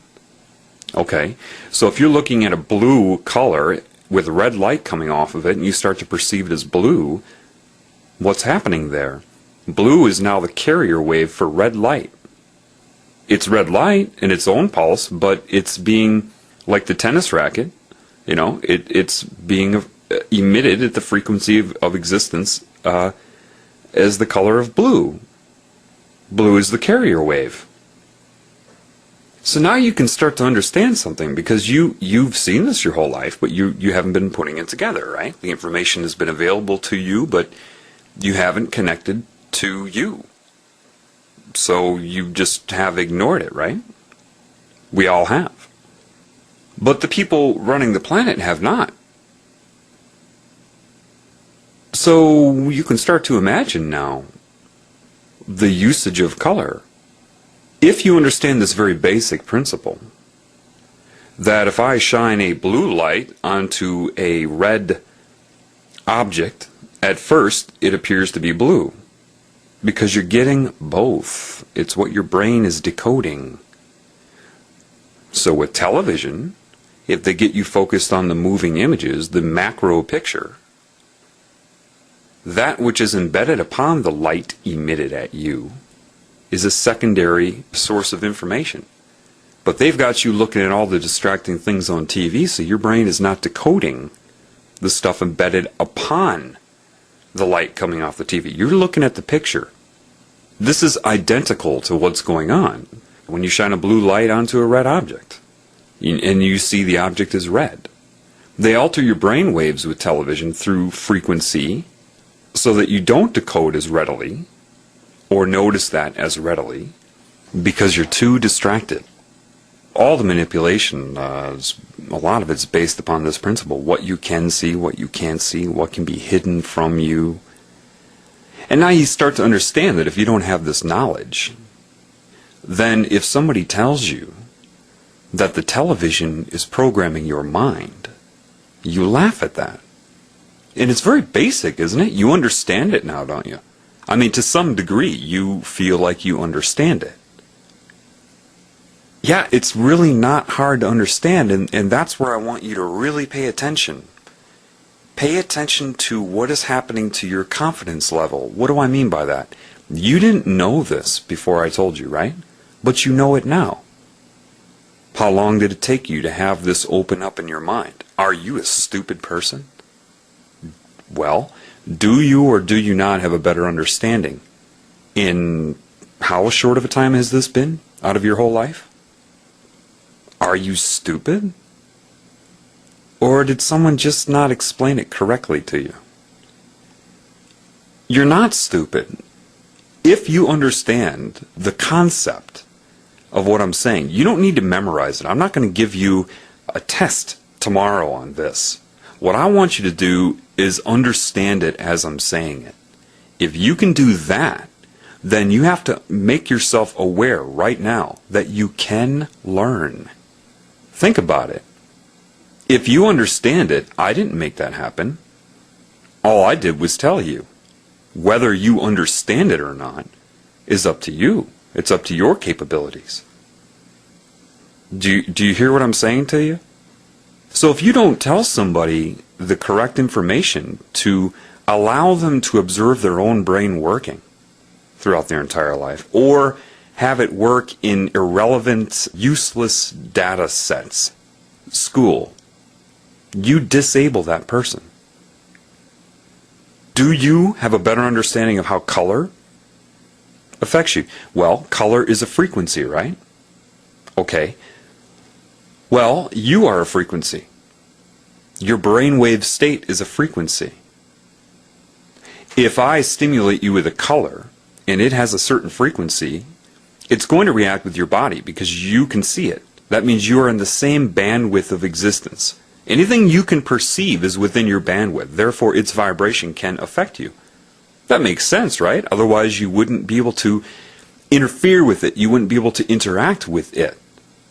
Well, meaning, so you can hear on average from 20 hertz to 16,000 hertz. So you can interact with any sound vibration between those 2 points. Anything within there, it's fair game. Your ears can sense it. Right? Okay. It exists, you exist on that level. So if I stimulate you with a color that you can perceive, that means it's in a vibratory rate that your body can exist in, including your brain. So if yellow, now you understand yellow is a frequency of existence, emitting light, reflecting it when it's there to reflect it, no matter how many times per second that is, or frequency. Then your eyes are hit with pulses. Those pulses go through your optic nerve, your brain stem, and then constantly streaming into your brain. Your brain is electromagnetic. Every time a neuron depolarizes, it emits electromagnetism. You have this balance shifting of, in the brain, it would be, potassium, sodium chloride. As they switch in and out, it creates this change in electronegativity, which is an electromagnetic wavelength. And I'll get into that a little bit later. But that can affect nearby neurons and nearby nerves. Okay? And they call that entrainment, brainwave entrainment. So if you get a constant frequency coming into your eyes, it's going through your brain. Okay? The higher the amplitude, the quicker it happens, but that will start to make your brain oscillate on that frequency. Why? Because you're experiencing it, your brain will adjust to it. However, what if someone can find the certain frequencies for different emotional states? Not hard at all. And then find the color that correlates to that emotional state. It's a two-ended stick. If you stimulate somebody with the vibration of, say, anger, then you can make them start to feel angry. If you've had thoughts that have made you angry, they're linked to a vibration. If you have those thoughts, you create the vibration. However, if you infuse the vibration, you can bring those thoughts to surface. Do you see? This is how you can get a country riled up to go murder children in Iraq. You can, because they're bound to emotion and to structure. You can do it with sound, sight. TV uses both. And then embedded upon that are as a carrier wave are the things you're not perceiving at all that are also entraining your brain as a secondary wave, or tertiary, or quaternary. And don't be intimidated by it. Understand it. Now are you starting to get a little bit better of an understanding of what I'm talking about? It's not that hard, but just remember one thing. You understand it. What does that tell you? Now, a 5-year-old could understand these things if you raise the 5-year-old correctly. Don't give it the vaccinations, and all the other things designed to keep the brain from accessing this information, which is available to you. The Creator, it created everything. It's not about whether it can teach you, it's only about what you can handle in the moment that it wants to share it with you. It's just that your preconceived core beliefs are so wrong that when people try to connect to the Creator and they're hanging on to those beliefs and they want to be taught from within those beliefs, like, teach me why this belief I have is right or wrong. Why is this correct or incorrect? When you're so far off base that there isn't enough information in your brain to put together, that it just has to be knowledge, and then you have to go out and try to extract a metaphor from life. That's how you interact with the Creator. It's the consciousness, the love that will take what you have and put it together correctly when you're in connection with it. And if it doesn't, then it will put the information in your soul, which will communicate with your mind, and you start to extract a metaphor, because truth is only in metaphor, in a scalar reality. When I say you need to know these things, that means you cannot be trying to memorize what I'm saying. I know there are people that know this. There are scientists that probably know this. I mean, it's not very hard at all. The nature of light, sun, wavelengths, the nature of scalar reality is so very basic that the concept that they don't know it would blow my mind. I mean, this is to me, what I'm telling you right now would be what I would want to start explaining to, say, a kindergartner. This is kindergarten level stuff for a human. It should be. And that's not to offend you. It's just my take on it. It's so very basic. What am I saying to you? If you try to memorize what I'm saying, you'll no offense, but you'll screw it up. People have already done that. They're not connected to their intuition, to the Creator. I've given a lot of input so far in other uploads. One is my cancer analogy, which I'm going to get into for the first time now.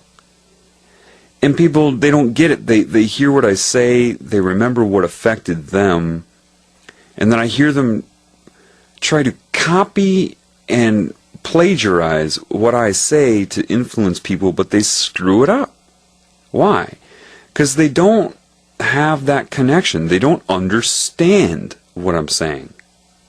I mean, I know a person right now that will change, but right now he's on a cancerous energy. He's got anger and fear in him, and I heard him using my cancer analogy to pull people into his point of view of fear and anger and war. And I'm like, what? What? Don't be using my analogy. What am I saying to you? Do you know yet? I don't want to give you a fish every time you listen to me. I want to teach you how to fish. And I'm telling you, there's only one way to do it. There's only one way. If you try to verify what I'm saying through some sort of information in this realm, you're insane. If you try to critically assess what I'm saying when you don't have the ability to come up with it on your own, if you do that, you're insane. This is the very problem with humans right now. You're all insane. And because you're all insane, and yeah, okay, so what? Does that mean maybe 3% of them are not? Okay, but that's not what I'm talking about. I'm talking about the majority here. The majority of humans are insane. And because you're all insane, you don't know it. No psychiatrist can help you. Psychiatrists are insane. Even more. Otherwise, they wouldn't have gone into psychiatry. Why have I counseled psychiatrists? Why have they sought out my counsel? And then they try to critically assess what I'm saying, compared to the textbooks and journals and other research by the insane on the mind. Why is he right? And fascinated by me rather than just becoming what they are? It's insane. What I'm telling you is, your sanity is there with this hand being... Imagine this hand over your head reaching down, waiting for you to grab it. And you're looking everywhere but at that hand. You're insane.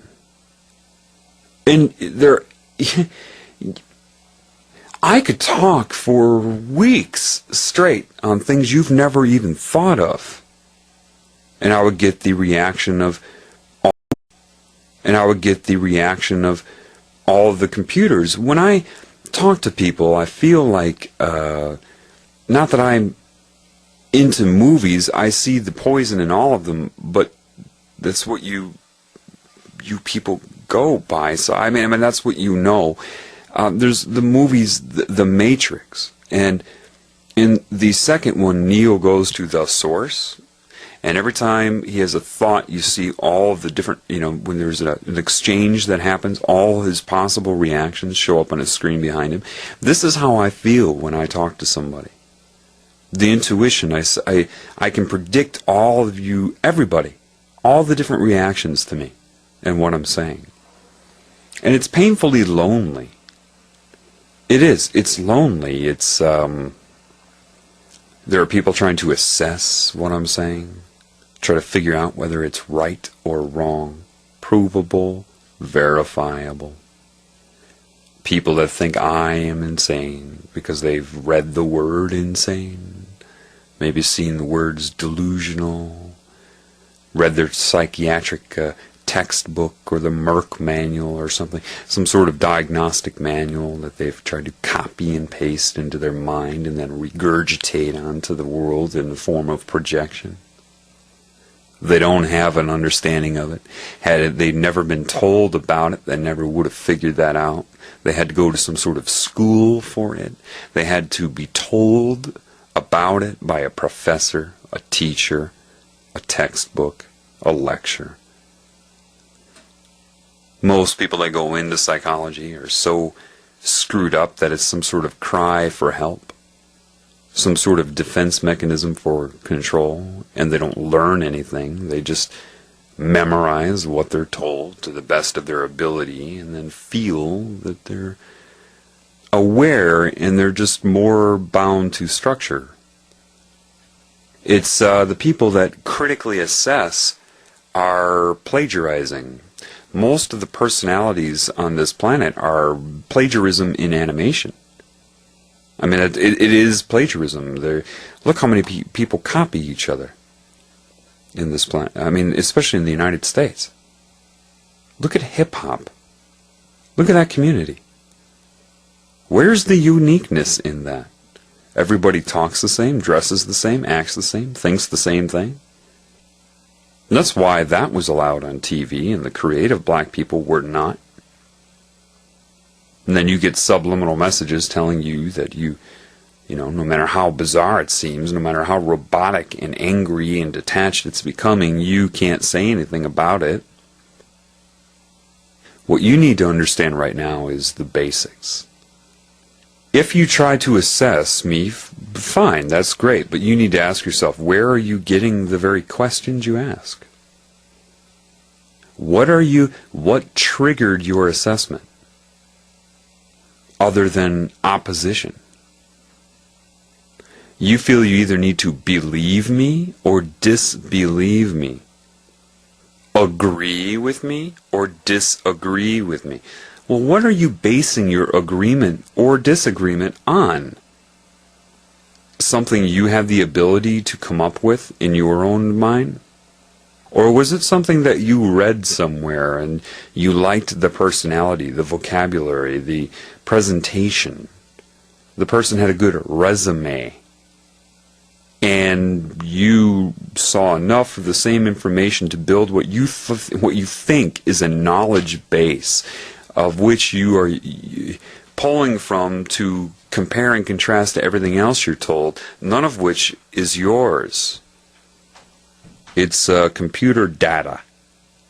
You know, there's one scene in one movie that really touched me when I saw it for the first time because I felt like it was the first moment in my life where I felt like I wasn't alone. And that was the scene in Good Will Hunting when they were in that Harvard bar and you had the guy come up and make fun of Will's friend, Ben Affleck, and Will came out and proved that he was a robot. I had never seen anything like that in my experience, and I didn't watch a lot of movies. I never saw anybody who got it like that so perfectly. Memorizing means nothing. Some of you are listening to me and you're feeling insulted by me. The brain has actually gotten that diseased on planet Earth that people, when they're told what is occurring within them that they need to know so that they can repair themselves, rather than recognizing that, they become insulted and then formulate a defense in their mind. These are the people that argue. And most people are this way. You start to argue and they don't listen anymore. They're thinking up, while you're speaking, they're thinking up of some sort of defense for their ego against you. I mean, the insanity on this planet it's insane. It's just it's a real problem. It's a disease, and you have people that people more or less wait for each other to finish speaking. It's so insane is not the right word. Unalive, computerized. You ask if they've ever invented artificial intelligence? Yes, the majority of human beings on this planet are artificially intelligent. It's just the way it is. I didn't do it. I was born here to witness this. And have I witnessed it? Yeah. There's so much I know about what's going on right now that I can't begin to tell you yet, because telling you would be insane. the way it is. Until you... See, what you don't understand, the average animal knows so much more than you do. It doesn't matter if their brain can retain the information, like how big is their hard drive. As long as they're connected to the Creator, they'll know what they need to know in any given moment. They may or may not retain it, kind of like, some have experienced something similar, though this is not it. And I specify this. Smoking marijuana, you lose your memory, but you have all this creativity, right, during it. But that's not, all you're doing is changing your frequency. You actually disconnect yourself from intuition when you smoke marijuana, hence paranoia. Paranoia is a disconnection from intuition, intuitive knowing. I mean, you should ask yourself, with all the fear mongering, all the potential threats, impossible things that can happen to you, right, in the world, in what I'm doing, shouldn't I be the most paranoid guy you've ever heard in your life? Shouldn't I be cowering in a corner somewhere? I don't suffer from paranoia. I've seen things that would destroy the average person mentally, if they're disconnected from intuition. Just, they'd be loony within days, gone. Why have I seen it? Because my job is to do a few certain things. I am not patronizing you. You just don't understand. If I told you the reality right now, and I will tell you, but if I told it to you right now, I would be hurting you. That's why when you get people like, that pretend that they are helping you, really when their goal is to hurt you, or they're being controlled and don't know it to hurt you, like Fritz Springmeier. See, all I needed to see with Fritz Springmeier was after one of his lectures, when a woman came up to talk to him, how he blew her off. That was all I needed to see. His fake way of dealing with her, that I knew right away. There's no question in my mind. I mean, if you read Fritz Springmeier's books, they're overwhelming you with fear. Some of the details are correct, yeah. But he's not enabling you. Oh, and just make sure you believe in God. What? Oh, yeah, just believe in God. No. No. You don't tell someone to believe in God. You can't believe in God. And it isn't a procedure like, okay, I choose to believe in God and connect to God. God, where are you? No. That doesn't work. Sorry, it doesn't work. There's only one way to connect to the Creator. And so this is what I need to do first, or everything else will be done in vain, frustration, ignorance, and just stupidity. If I tell you the situation that you're in without enabling you first. Because if you're enabled, it will hardly even bother you. You see, how does a butterfly make it from South America to Canada when it makes that trip? How big is a butterfly's brain? Do you believe that it somehow stores the information in the form of memory and recall? No. That is what abundance means. It's connected to all of the energies involved with its creation. Therefore, it knows what it needs to do at any given time. That is abundance. I watch my cat, and my cat, though cats can become paranoid, is still way less paranoid than the average human. How do I know that? He can be still. You see, why is it you're all trying to keep yourselves busy? Why do they even call businesses businesses? Busyness? Busy as a bee?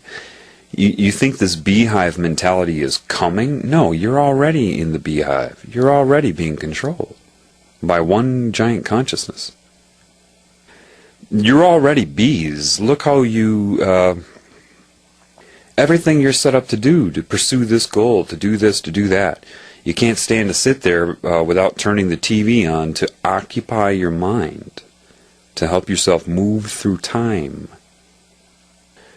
Insanity is a disconnection from all of the energies, mainly love, that is responsible for your very existence.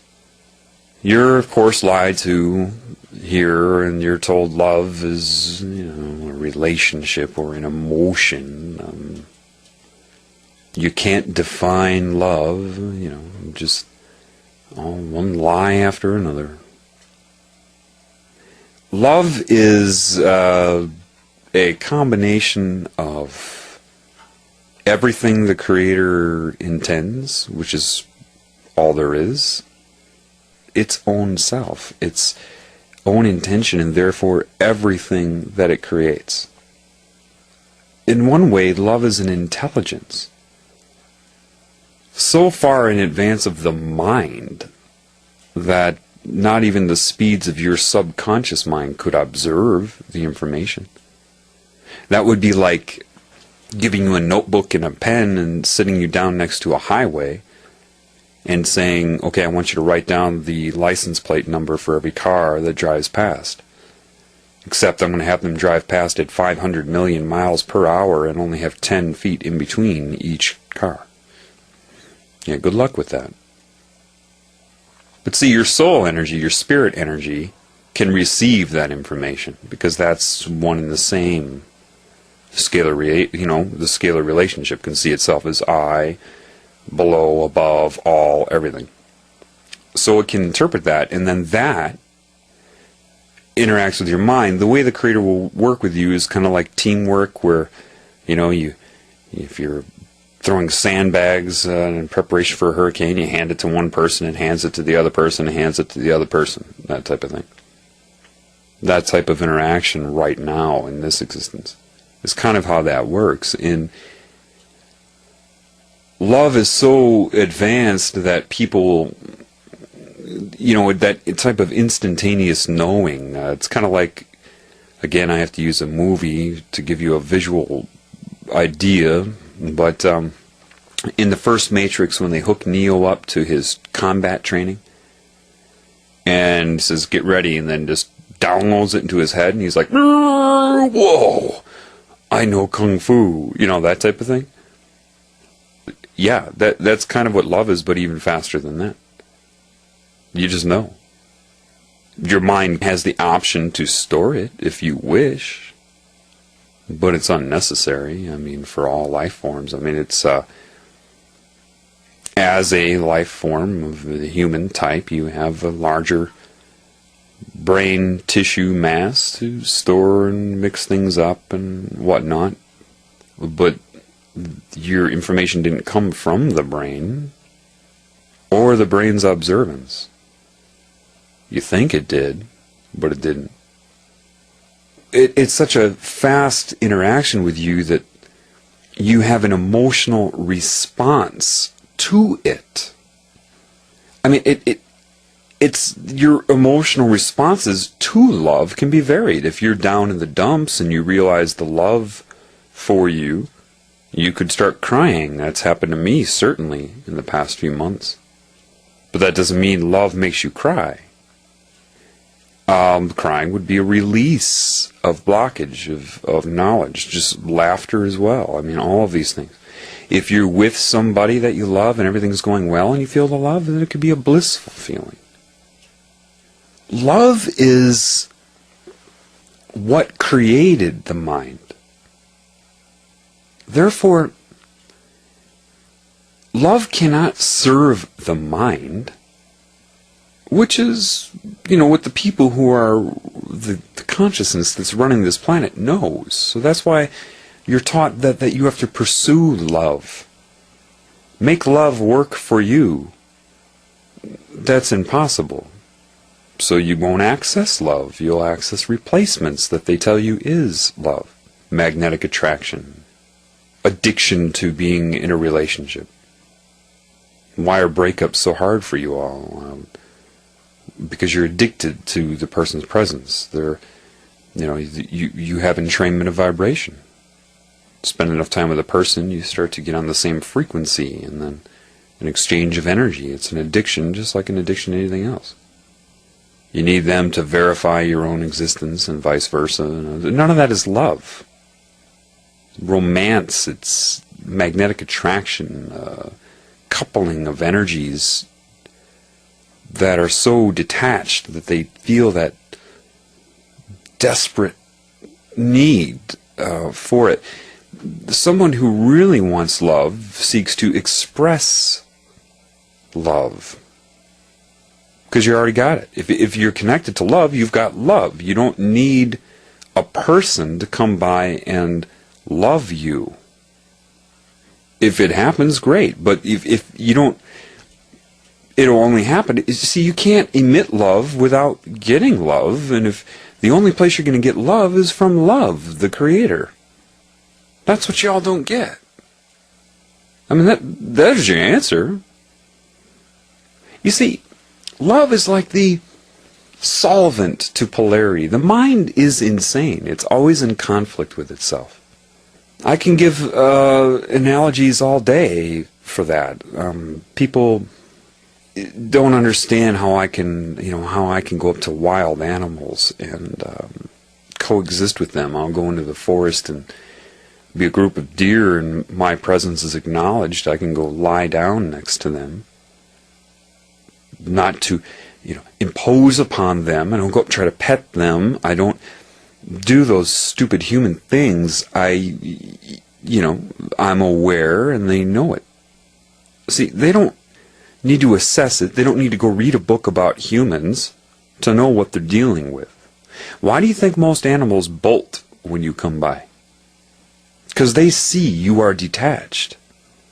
They see that you are insane. They don't need to know your name, your history, what you think your intentions are. They see it as a disease, as something that scares them. See, most people walk up to an animal and they have this hope. Oh, come here, I won't hurt you, come on. They have this hope that the animal will come, so they're trying to pursue that hope. But the hope in a binary, polarized mind would have to be offset by a belief that it will not come. Otherwise, what are you hoping for?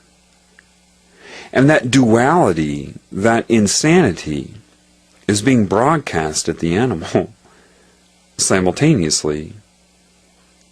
And if your belief that it won't come is going to be more solid, because the hope is transient, it's in that situation. That's being created from a belief that was in your mind before you saw the animal or came into its contact with it.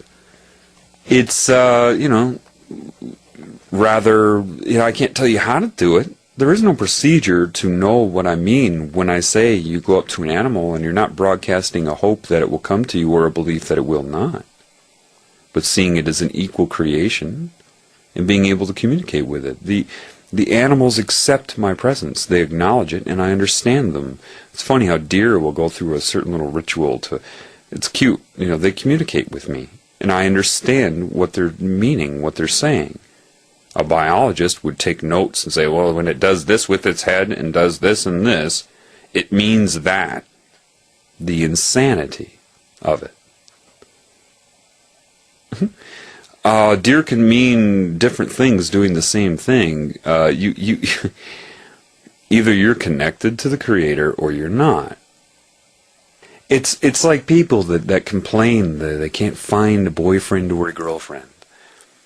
They want one so bad, they hope they're going to meet somebody, so of course they have a belief that they will not. Otherwise, what are they hoping for? So they'll buy a certain type of perfume, or maybe go shopping to get better outfits. So all these procedures that are built upon the hope. Maybe they'll run into somebody that's magnetically opposite to them in their charge. It never works out, right? forcing it that way. But then you'll hear people say, well, gosh, you know what, though?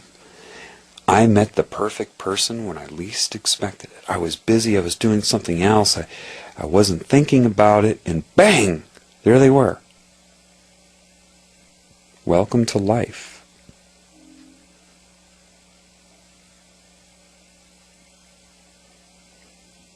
Now, why did that happen? You weren't acting upon a hope that you'll meet somebody. Therefore, the belief that you will not was not active and resonating.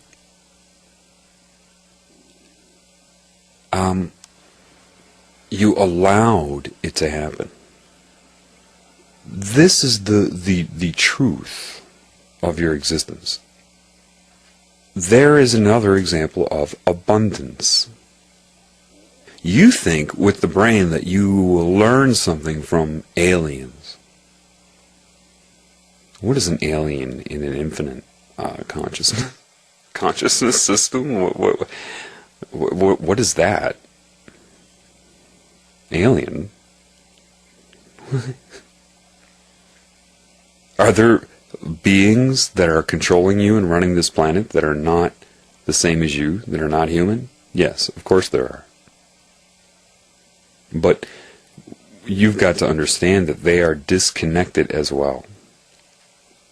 So it doesn't matter if their IQ is 1,500, or if they have equivalent of 5 of your brains and can have 40 conversations at once. It's still memory, recall, processing, storage, and insane. It doesn't even matter if most of what they have retained appears to be correct. They will never, ever be as intuitive as a butterfly. Any person connected to intuition, to what they are, will always make quicker and better decisions than any demon, any alien, anything disconnected from the Creator. Always. I've had people ask me, so what about this mind control?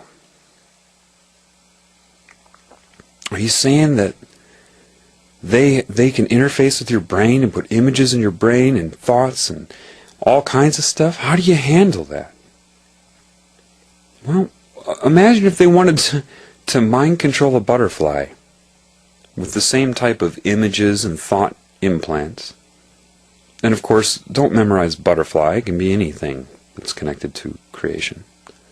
Say they want to mind control a finch or a robin bird, okay? Well, they couldn't do it the same way. Why? They don't have the brain size to process it and store the information used to program them. But wait a minute, they're able to make incredible decisions, it appears, irrelevant of what they have stored. See, when you're connected to intuition, even if you forget what you've learned, it's always available to you. You can take an Alzheimer's patient, connect them to love and intuition. They may have forgotten what they did last year, but they won't forget that the stove is on. They won't forget certain things they need to know. Why? Is it coming from the brain? No. But why am I telling you this? If they couldn't control or mind control a bird with the same type of things they use on humans, then what are they depending upon? Very basically, what are they depending upon? The cerebral cortex, your computer. When you connect to intuition, thought implant is corrected in real time. See, if you try to memorize how they control your mind, and all the different techniques, and I try to strategize against it from within the mind that they're controlling, forget about it. You're cooked.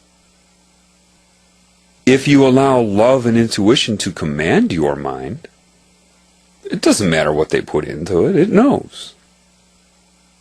Let me give you an example of what I mean by that. What have I witnessed in the last year? Well, let's see. I've had human being agents turn on a microphone, hearing background noise in a room, speaking to me occasionally. I've seen them put in visual subliminal messages right into my brain. I understand the technology. There's no point in telling you right now, but that is also very, very basic. Otherwise, an EEG wouldn't work.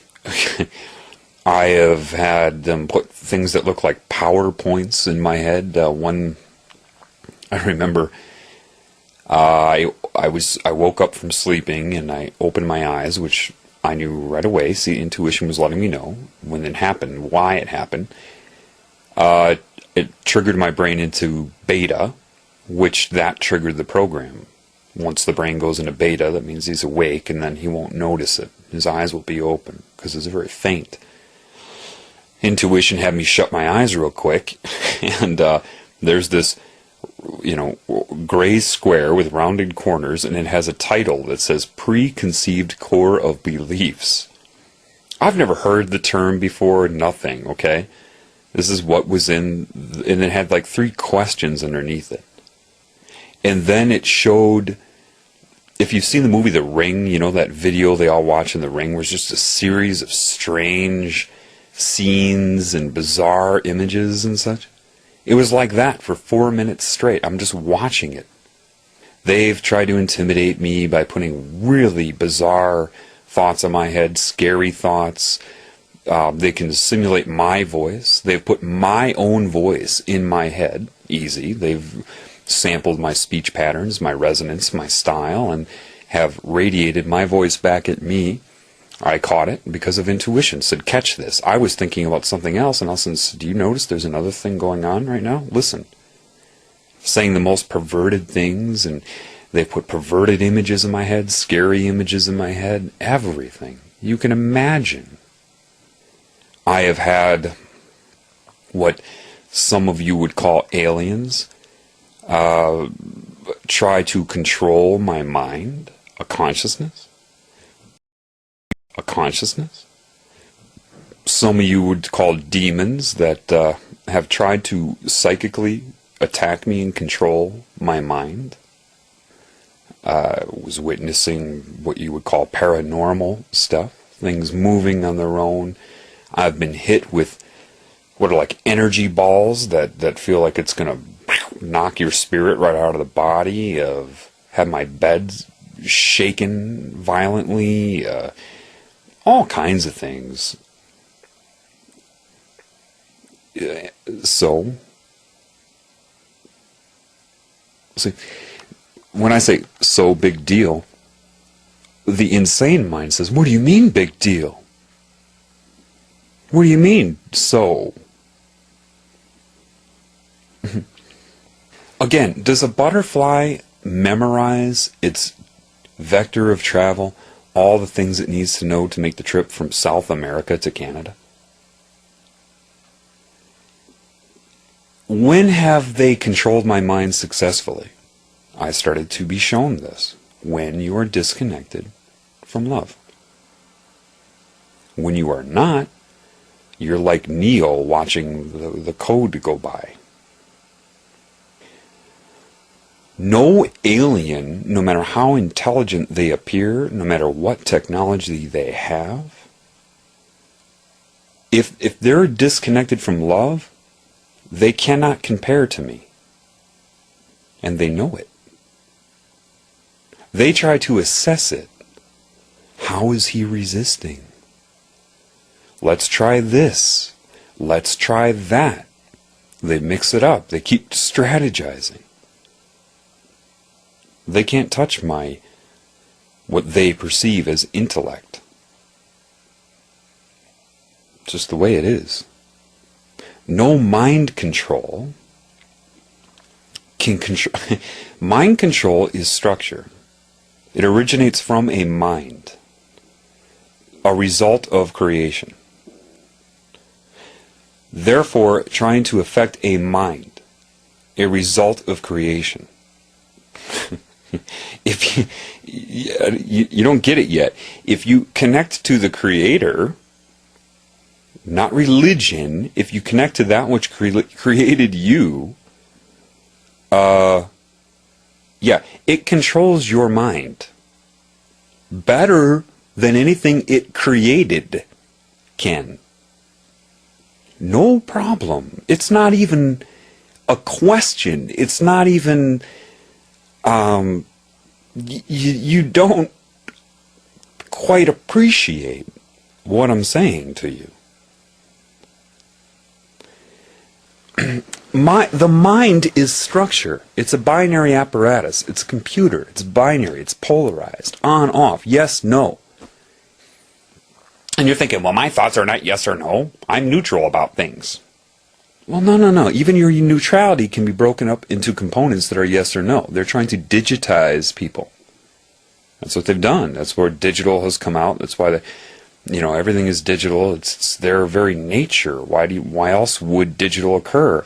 If people, the consciousness that's controlling all of you is suffering from a very huge bipolar disorder. Bipolar disorder is being stuck in the mind with no love.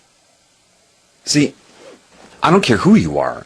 If you're connected to the Creator, you cannot be insane in any given moment.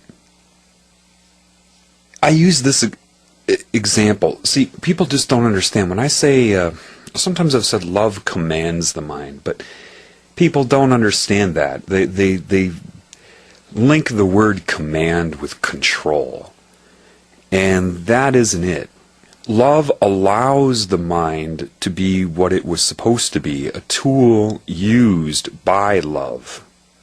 The mind is structure, which is a result of interference patterns of energy, which is structure. Shut your eyes and think of a flower right now. Imagine a flower in your mind. Imagine a daisy. Do you see it? Where is it? Tell me, where is it? Where is that daisy? Imagine a garden now. Where is that garden? What is that garden? You can see it, can't you? What is that? Now let's be more specific. Why is that? You know what you're seeing. Why are you seeing it? Where is it? What is its dimensions? Is that all of your mind? Or a result of the mind, which is holographic? Those are interference patterns, reverse engineered. It's like in a chemistry formula, they don't have really equal signs. They have arrows that go both ways. If it's a back and forth thing, same thing. You've observed the garden, which is just really the detection of waveforms of energy, mapped it in your mind, stored away that as waveforms, and now you're reproducing those waveforms to see the image. Holograms, if you've taken a physics class, even in high school, you usually have a unit where you make yourself a hologram. You use a laser and you split the light beam so you hit it from different angles. But when you look at that, your teacher will tell you, okay, let's look at the film, and you see that it's just concentric rings that interfere with each other, like waves and David Icke even talks about this. They're interfering with each other. Well, you're not seeing a picture when you look at that. It's only when you shine the light on it, the laser, in the correct way, that your brain interprets it as an image. You just did the same thing by viewing the garden in your mind. It's structure. It's the result of creation. Love is the intention of God. God, there is only one God, and you are part of that God. You are the garden in God's mind. So, you, as being part of the garden, can you get cancer? Well, see, God doesn't visualize you. It doesn't make you a fixed image. It loves so much and has so much ability that it wants you to be self-aware, to observe it, enjoy it, assist it. Do you like to dream? You ever have a really good dream? Everybody in that dream was you. Everything in that dream was you. God's a dreamer. Except when it creates self-aware components, somehow what happened is part of it got disconnected from it. A self-aware creation of God, which is a part of God, that got disconnected from the Creator. God is the wrong word. And along with that comes fear, and then the predictable. I mean, the structure is so predictable. It's not to insult it. I'm not insulting the cancerous energy that's controlling everything right now. But it's so obvious that you, of course, would get scared and then try to, control everything. And then you can become addicted. Addiction comes from disconnection from the Creator. What you call the Illuminati and the energy they're serving is incredibly addicted to what it's doing, and I won't get into it right now. But obvious results. The mind is structure, so therefore math is structure. Mathematics, geometry, numerology. It's the result of creation. Now you have a disconnected part of that creation that tries to assess everything by looking at all of the results of the creation and not the Creator.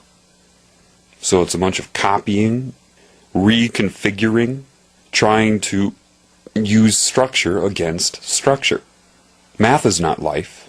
You've got to understand, they're obsessed with numerology, zodiac, astrology, witchcraft. The whole thing is bound by structure. The pyramid, the energy grids on the planet, they look and say, okay, it appears here. And structurally we can say why. Because they're refusing, they're scared to death of this energy saying, you were part of me. And it's building up a wall of defense, or has, against it. How does love then take command over structure? Well, you've got to be connected to it. And if you're disconnected from it and don't seek it, with its hand always extended out to you, even this cancerous energy has a giant hand saying, just grab it, man, just grab it. Then you'll say, I don't believe in God. What if one of your skin cells said, if one of my skin cells said, I don't believe John exists. If you exist, John, show me yourself. Well, I can't, because it makes me up. I can't shrink myself down without shrinking it down. It can't perceive me in my full form from the outside to see me as a being if it's within my being. I can love it, send it nutrients, carbohydrates, proteins, electrolytes, minerals, oxygen. But when it's healthy, it just knows that. Cancer is induced by trauma. And that can come in various ways. It could be a virus. It could be UV damage to a cell. What happens there? The DNA gets so beat up, base pairs are removed. It has different repair mechanisms. Sometimes it's able to replace base pairs that have been lost. Sometimes it's so screwed up it undergoes what's called gross repair. It just starts putting them together at random. Normally the cell dies.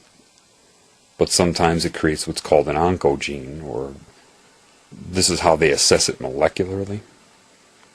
Like computers, geneticists don't get it. If you take an advanced genetic course in university, you'll see that everything is explained to you either in math or structure. You take chemistry and it's all structure, electronegativity. The Creator put in my mind, there's an element right away. What's missing from the periodic table? Time. But anyway, electronegativity is the tendency of an atom, or the nucleus of an atom, to want to draw electron consciousness around it within a molecule. You see that with water.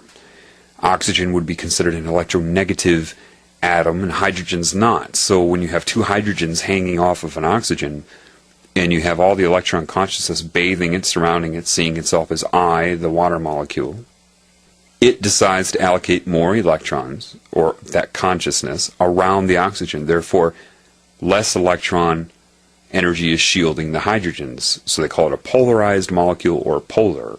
Positive charge by the hydrogens and negative or more electron consciousness around the oxygen. Well, okay, so it's like magnets or magnetic attraction. If you start to get large molecules, they can start to have different... When you have proteins in your body, let's deal with the body. You have different levels of structure. They call them primary, secondary, tertiary, quaternary. Tertiary would be... Primary is just the chain. Secondary is the winding of the chain. Tertiary would be folding of the chain upon itself to take a shape. Quaternary would be different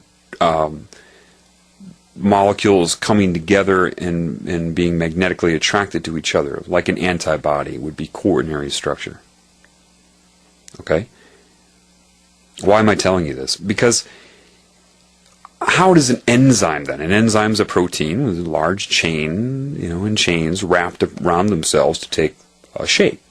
Scientists say, well, there are different atoms in there that are electronegative, and they draw a certain amount of electron consciousness around themselves, therefore, making other atoms more positively charged as it appears. So any molecule that will come in contact with it will be magnetically attracted to the various components of that enzyme. Beep, beep, beep, boop, boop, boop, boop, boop, boop. Just a computer thinking that through. Then you have coenzymes that attach to the enzyme, like certain B vitamins that, because of its electronegativity, draws certain electronegative consciousness or certain electron consciousness around itself, therefore shielding less of certain parts of the enzyme. So because of that, changes certain magnetic relationships and it changes its shape. And then you have cofactors which attach to the certain coenzymes like magnesium, and that draws more, or gives off more electrons to change its shape, turn it on, turn it off, like a computer. DNA multiplies because you have a helicase enzyme that starts to go anywhere within the DNA and open it up like a bubble and unwind it, unzip it. And then polymerase enzyme will attach itself to a certain codon and begin to move down that codon to transcribe RNA, which is then transferred to a ribosome, which reads that through electronegative attraction and transcribes an amino acid, which becomes a protein, which becomes a structure. What?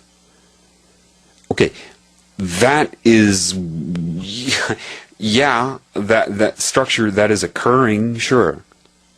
What they're missing is the consciousness involved. What do you think, that just happens at random? Meiosis and mitosis are just random acts of accidental attraction due to electronegativity and charge within certain molecules? What? And you actually have professors that think they know something, that teach this. The reason they think they know something is because they're only allowed to know that, and ridiculed if they don't, or if they don't follow that, so that they can brainwash other students and keep them from thinking. It's structure. And even the consciousness that runs it is structure. Let me give you a really good example of what I mean. Because, see, I could go on all day about this. Literally, I could have a 150-hour upload. I could go on about science, properties, reality, whatever, all day. It will do nothing for you. I need to give you metaphors. I need to give you the ability to understand what I'm talking about. So let me try to do that for you. I remember going through the pre-med major was a breeze for me. Did I get all A's? No. Sometimes I made the decision to do something else. But when I studied it, I enjoyed it, but I had nobody around who understood it. There was one professor who memorized a lot that I like, and he was a Jewish professor who always felt this need to challenge me. I know why now. But we still get along. We just last month we were arguing for like 4 hours about who runs the world and what's going on, back and forth, of course, the Jewish thing, back and forth. I had intuition, he had structure. We end with a hug, of course, because he knew that I saw through that and saw what was occurring with him on one level. When I had him he was my physiology professor, but I also took clinical endocrinology with him. And I had other things going on. I missed 3 weeks of class straight. I went into his office, and the exam was the following day. I'm like, oh, fuck, I'm fucked, aren't I, Not because I didn't think I could do it. I just knew that the protocol of everything, You need to be here this long in order to learn. This is what I believe, that type of thing. But we sat down and had a heart-to-heart talk about life for about an hour, and I really appreciated that. He took the time to do that. I really did appreciate that. And he said, okay, well, the exam's tomorrow. Here's what you need to know. And he handed me about 3 inches thick of, information, notes, handouts, all of that. By then I knew that I could understand what I was looking at from a different point of view. I said, okay.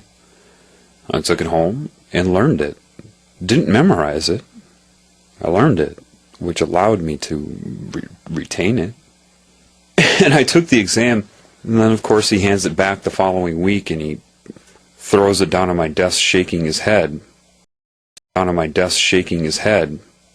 there's the grade B+. And then he says, flash recall will get you nowhere. And I knew right then he couldn't understand that it was not flash recall. I still, to this day, know most of what was on that exam. I throw it in his face even now. This is one of the things I was arguing with him about. I say, you see, this was like 10 years ago. Almost. Yeah, 10 years ago, actually. And you accuse me of flash recall. Compare me to any student you have right now. The understanding of it. What I'm trying to show you, I said to him, is that I understand why things are happening. Love, the intelligence of love. I've used this analogy. It was given to me sitting by a river. I had the question, what is love then? The answer was given to me right there on the spot. It explained the concept of male-female energy to me in my mind, in my heart, and it just... how can I explain this to you? I was sitting by a river, and there, those certain plants that pop up out of grass that have the male components sticking up, the female leaves and everything. It just points my head down. Look at that leaf. You just know, so you look at it. And I'm trying to figure out, what is it trying to tell me until I realize it infuses into me. Okay, male and female components. Then it will make me observe what's around the structure. Oh, the energy manifesting it. Okay, now I get it. So, male-female energy. Then it moves my head up to the sun. And then I realize, okay, male energy. That's what the sun is. Outward energy. Then it moved it down to my penis. Male energy. Outward energy. Then it moved my head up to, not like controlling me like a puppet, it's just the way I'm saying it to you, to leaves on a tree. Well, they receive the photon energy, they're female, and the energy around them, female. Receiving. And then the parts of the tree that look like an antenna, the broadcast antenna, that's the male part of the tree. And then maybe understand that I'm not talking about masculine and feminine. Everybody has so many different male, female energies, in-out energies in your body. Then I understood, and then it put in my mind, now you understand what's going on. There's this outward destructive energy occurring on the planet. All the electromagnetic pollution, stimulation, everything is this outward male energy. That's why the Illuminati worship the sun and the phallus, and it's male energy. But see, when you're hit with all this electromagnetic energy, it throws your energy system out of balance, which can be female out of balance and male out of balance. And maybe understand that if male is out of balance, outward giving energy becomes aggressive, forceful energy. It can be in your actions, striking another individual, venomous words and language. It's that outward aggressive energy. If female is out of balance, then rather than being receiving, you become absorbing, gluttony, shopping excessively, consuming, basically. People that are around you that feel like they suck your energy away from you, that's female energy out of balance. The more out of balance it becomes, the more out of balance male becomes in a person, they become more bipolar or polarized. It made me look at my shoes. I'm like, what am I looking at my shoes for? And then it focuses on the rubber on the bottom of my shoes. The rubber on your shoes, that's an insulator. You're walking around without the ability to discharge or ground yourself to the planet and rid your body of this excess electromagnetic energy, which is throwing you out of balance. It said, take your shoes off. So I took my shoes off. It says, now you're discharging. Put your feet in the water. Now we're bringing you into balance. And then it made me look at the tree and made me understand this. The tree is the same as you. It has in and out energy, male, female energy. It's conscious on a different time scale. The tree is one of the most content life forms there is because it need not even move. Put the question in my mind, and I say it like that, you think that there's some sort of dialogue going on. Again, it's the only way I can express it to you, but that's not how it is. But that's how I'm going to say it, okay? Just to make it easy to speak to you. If a tree were scared of dying or being killed, would it even grow? You can do anything to a tree and it will keep growing until it loses its capability. But if it were worried about a tornado that could show up at some time, what is the point of growing? It said, if you want to see what you're missing, look to the tree. What does the tree have that you don't have? And then it whipped my head back down, male, female, sun, leaves, all around, trying to coordinate it for me, extracting a metaphor. I didn't have the information available to me that I could look up, so it had to do it this way. And then in my head it came up with certain things. Well, okay, it wasn't inhibited by religion, forced into synthetic guilt, shame, and fear. It wasn't told generically what it's supposed to do but not explained to it, and then coaxed with subliminal messages and programming and consciousness manipulation to make it do what it's not supposed to do. It's not inhibited with fluoride or NutraSweet. It's not subject to media or mind control. So the tree has an active connection to love and intuition.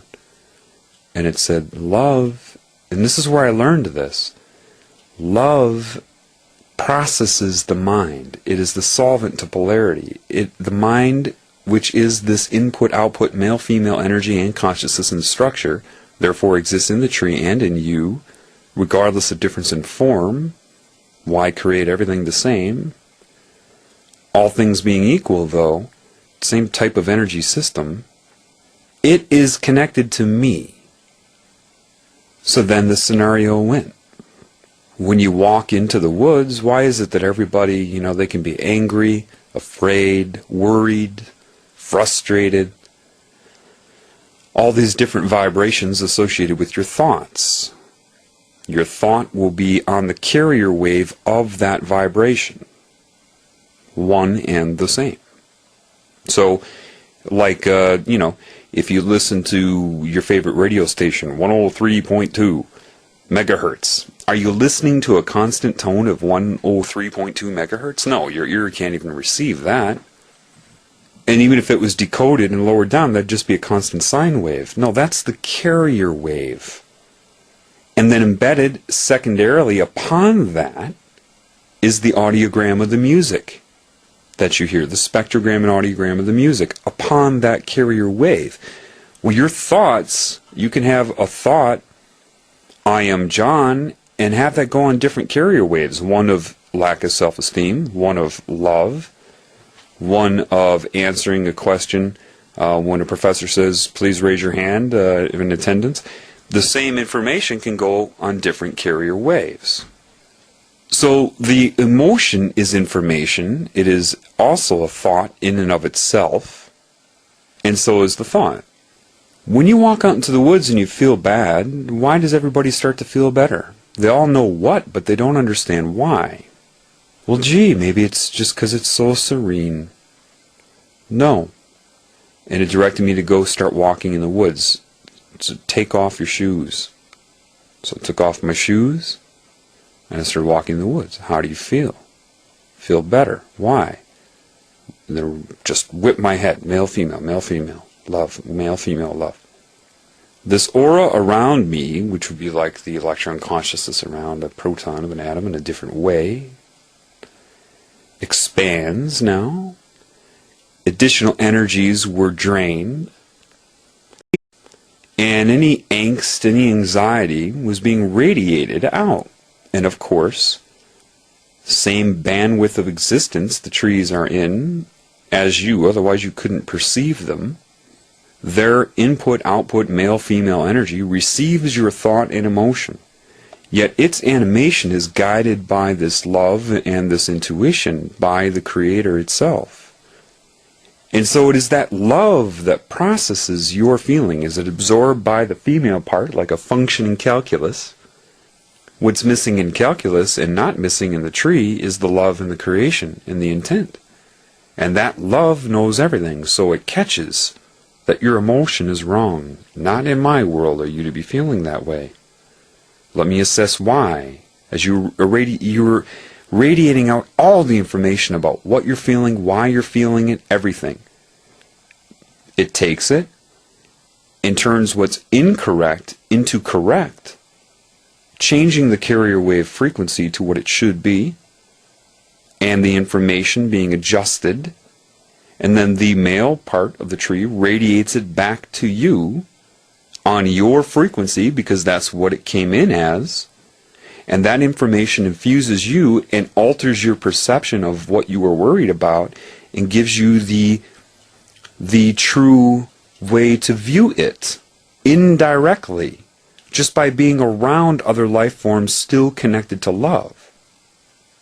Answers can come from trees. Is it coming from the tree itself or the love that it's connected to that processes your thoughts? And it said, what's going on this planet is a disease. In its truest form, it's a disconnection. And what you're experiencing now is what your body has been disconnected from.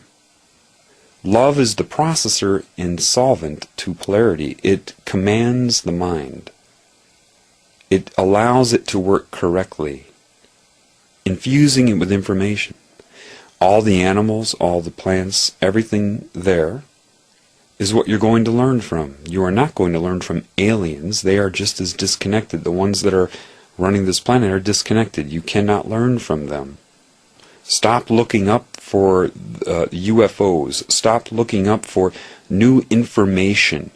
And look at what I have allowed to be right in front of you. My creation in its perfect form. They did not think to alter all the other creations. Therefore, your answer is right in front of your face. You are going to pull out of this that you're in by observing my other creations that are not suffering from it.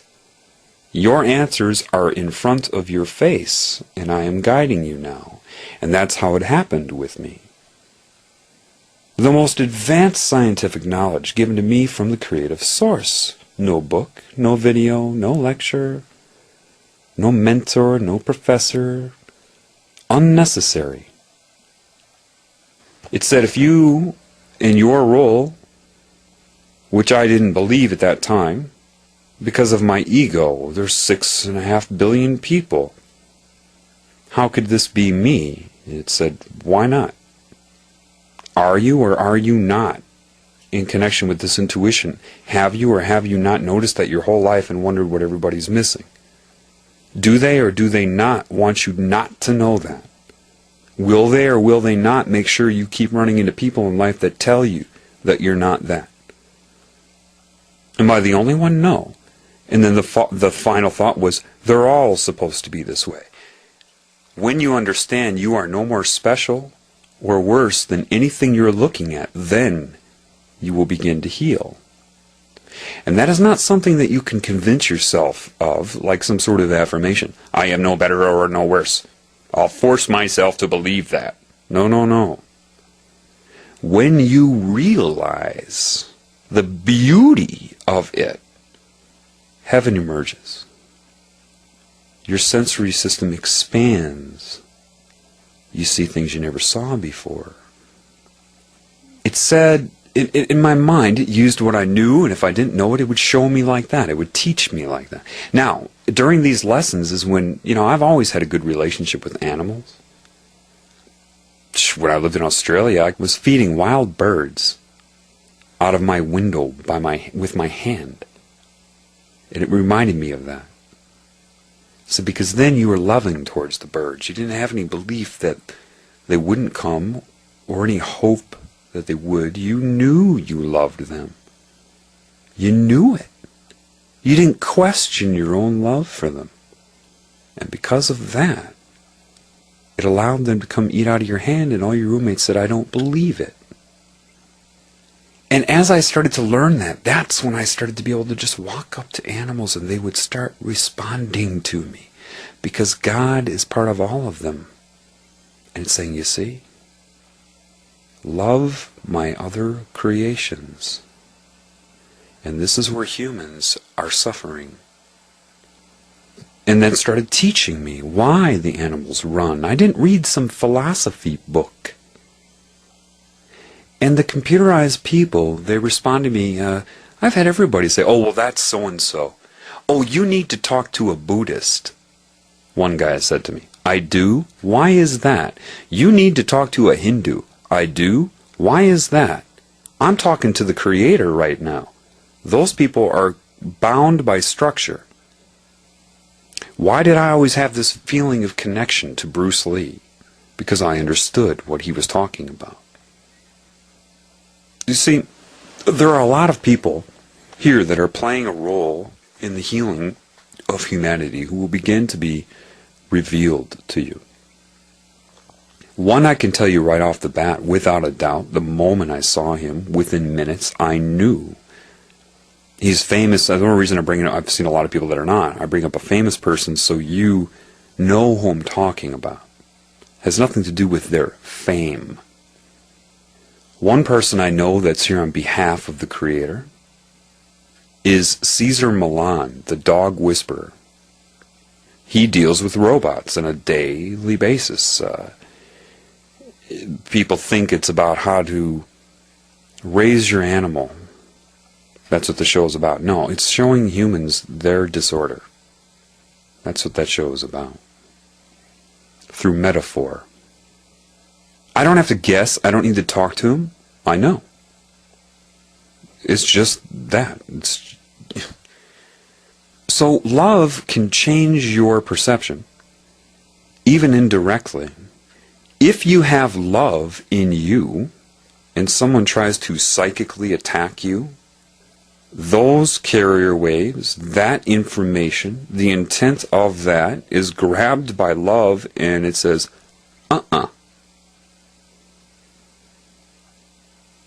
It's just the way it is.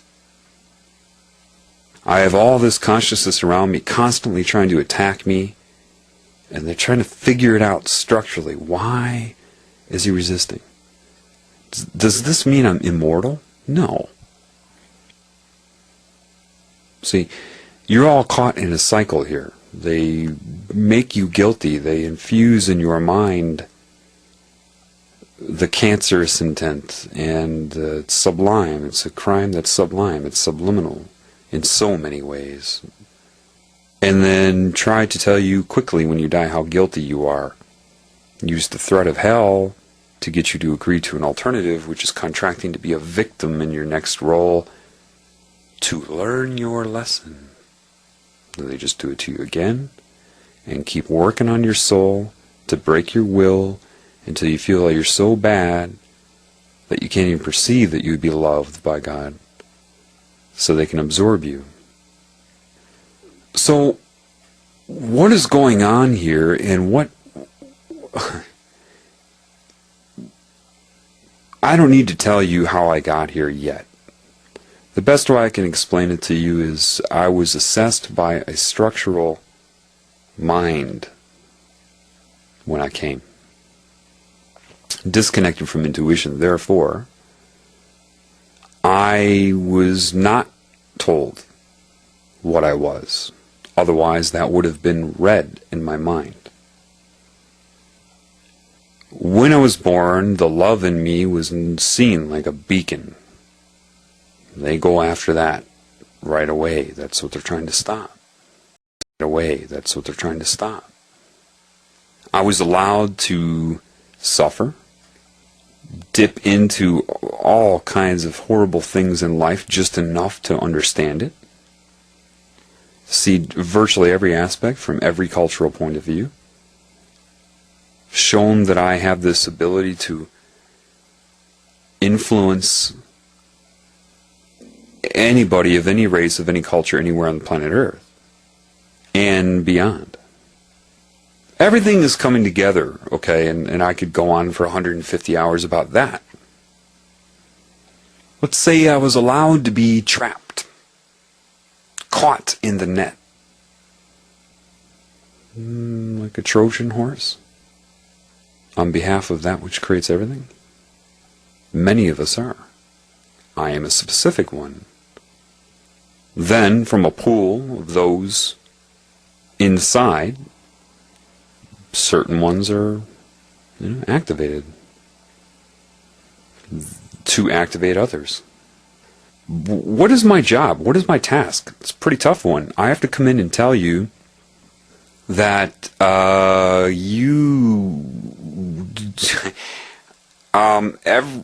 one level, everybody you look at is you.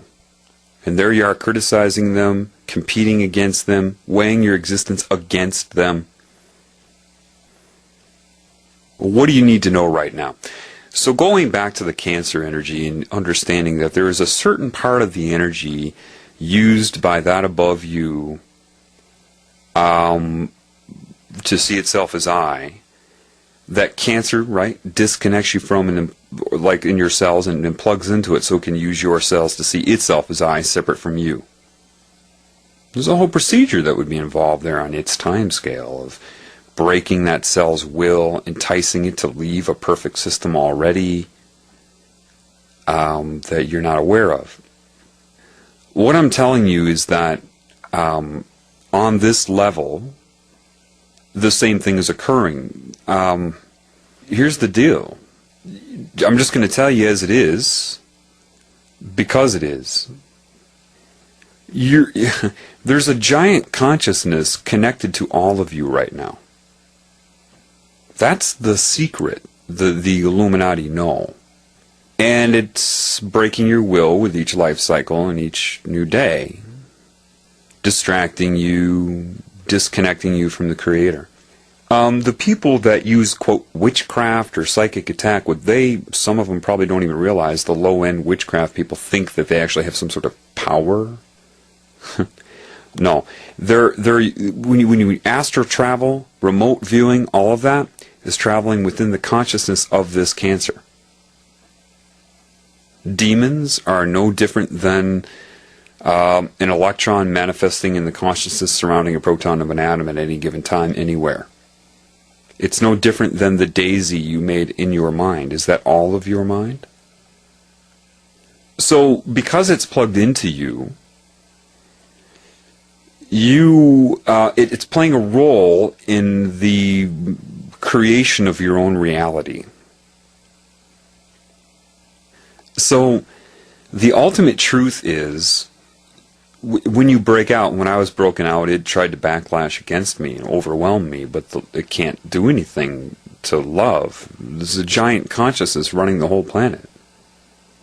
And it can't hurt love. Do you hear what I'm saying? It just can't. It can't do it because it doesn't matter how much energy it allocates. See, if love wanted to kill this energy, it could. That's not the point. It wants to heal it. That's why these things are being allowed to happen. Everything is going to be healed. All of it. Otherwise, it would just destroy it. Bang, gone. People ask, why would God of the Bible let this happen? Well, you don't understand it correctly. 2,000 years to you is certainly not that to the Creator and even to this Cancer consciousness. It's on a different scale. Your lifetime to the Earth is very, very short. To the Earth and its time scale, the Moon, for example, is going around it really fast. Like Superman in Superman 1, where he goes around the planet. To you, it's slower. It's a difference in time. It's like the cancer cells or cells being attacked by cancer in your body saying, where is this person, you, with the cancer? That's why fear and anger and all these energies feed cancer, as much as trying to war with demons or the aliens or us against them. That's a cancer attitude. That's exactly what it wants. If you direct hate towards it, it feeds from that. It's the way it is. If you fear it, it feeds from it. Anything that gives it energy. So, what is it like then? Well, again, another movie, The Matrix. Anybody can become an agent at any time. Yeah. See, the people that wrote that movie probably predicted you wouldn't, or felt you wouldn't know what they're really telling you. Yeah, the people that are disconnected from love, their subconscious mind, which is plugged into this cancer, could be hijacked at any time. Even my own parents have threatened me and have no knowledge of it. I've had two people in different instances when I've talked about life and what's going on in love. One, my ex-girlfriend's younger brother, just suddenly said, John, this is weird. I just had this vision put in my head of me grabbing this knife and cutting your throat. Intuition made me understand immediately. I said, don't worry about that. 5 months later, I was at another person's house. Another guy says the exact same thing. I just had this vision of me cutting your throat. Imagine me being able to say, oh, don't worry about that. That's happened before. You know, I knew he wasn't ready to hear the truth. In his state, he's disconnected, pot smoker. People, they want you smoking pot. The way to influence the human mind is pretty simple. Make it illegal for a certain period of time. It's the fastest growing biomass on the planet. And then, at the same time, make sure you release medical information that contradicts its being illegal. Harvard, October 24th, 2006, released the information that it prevents the plaques and tangles formed in Alzheimer's. It promotes frontal lobe neuronal growth. All of these things. It's really good for you. Harvard? Yeah. Why? Because they're going to legalize it eventually. And then that will disconnect your aura from you and bring you into this mental realm where you can be controlled even more, and that will be used for their scalar jump. What is a scalar jump? Well, see, remember now, a scalar jump would be atoms bonding together to form a molecule. It sees itself as I. Molecules to tissues, tissues to structures, structures to you. Do you call yourself we the atoms, we the molecules? No, you call yourself I. Well, the tumor in your body goes along the same scalar process. It hijacks cells till it can use the cells to see itself as I, until it's a tumor, and then sees itself as the tumor, I the tumor, and then more than one tumor, I the collection of tumors, and it's just this insane growth. Well, see, when you see this Illuminati pyramid, you don't know what you're looking at. A lot of people think it's a pyramid with a capstone over it that's been lifted off. No, that's not what it is at all. The pyramid is what you're calling the capstone. What is beneath it is its prediction, its goal.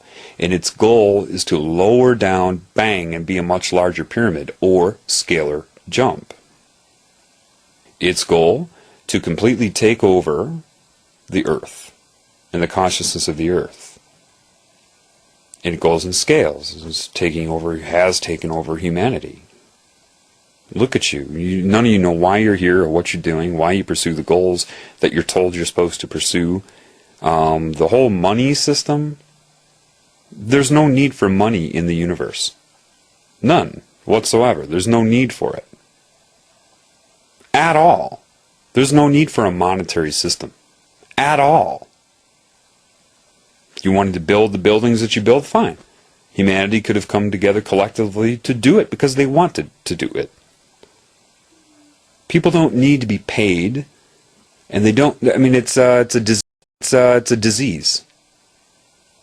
Money has even got a hex on it. It's Kabbalah. The less love you have, the more shame you have, the less self-esteem you have, the more controllable you are. Why? Because you're supposed to have self-esteem. You're supposed to have self-love. They condition you to call that, bragging if someone loves themselves. What? No. To love yourself is to love your creation, which means you, by default, you'll love the Creator. And nothing can control you. What am I telling you? What have I experienced? Well, perfect strangers, over 100 by now, come by, and you call it synchronicity. Most synchronicity is this Cancer consciousness utilizes the same mode of communication in some ways as God would, so God uses other methods, but a lot of synchronicity is coordinated and created by this Cancer consciousness.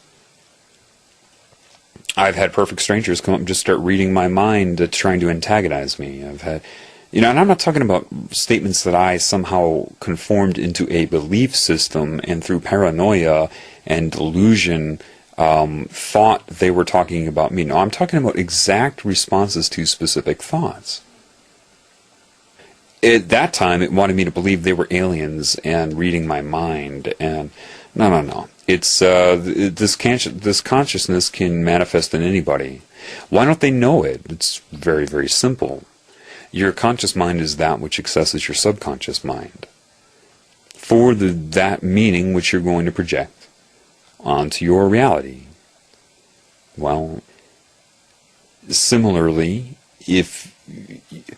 when you dream, I'm sure you've heard people say things like, I had this dream last night, and I was in my house, but it wasn't my house. I mean, in my dream, it was my house, and I believed it was my house, but it wasn't my house. It was completely different, but it was my house. And then my girlfriend came in the room, but then she turned into an ice cream cone. But I still loved her as my girlfriend, even though it was an ice cream cone. Made sense to you in the dream. Same mind. Because it's only the meaning that you're experiencing and what you're projecting. What makes you think it would be any different in this reality? It's just your brainwaves are increased to beta, so you take in more per second, but the belief modification and manipulation is the same. It's just because your state of being is different from a dream, you assume that you're aware right now. What is happening? You'll justify. See, this Cancer consciousness can't be too noticeable. It can't just control people left and right, or people are going to start to realize something's up. It has to be very, very subtle right now. So when it, if it wants to speak to you through other people, it will look in their brain real simply, instantaneously, for whatever beliefs or things in their brain could apply to say to right now that would have enough, could be utilized for dual meaning in an expression to you via the consciousness possessing them. See, it's simple. Then they think they meant to say it, and to them it makes sense, and they don't understand the dual meaning. That is meant to neurolinguistically program you, to influence you, and blah, blah, blah. Now, the high-level Illuminati people know this, and they still sold out to it. Because they don't recognize the disease of this, the bipolar nature. They think this thing intends to play good and bad. Both sides. To balance an equation, math. Math is only the result of creation. Why are they obsessed with balancing the equation?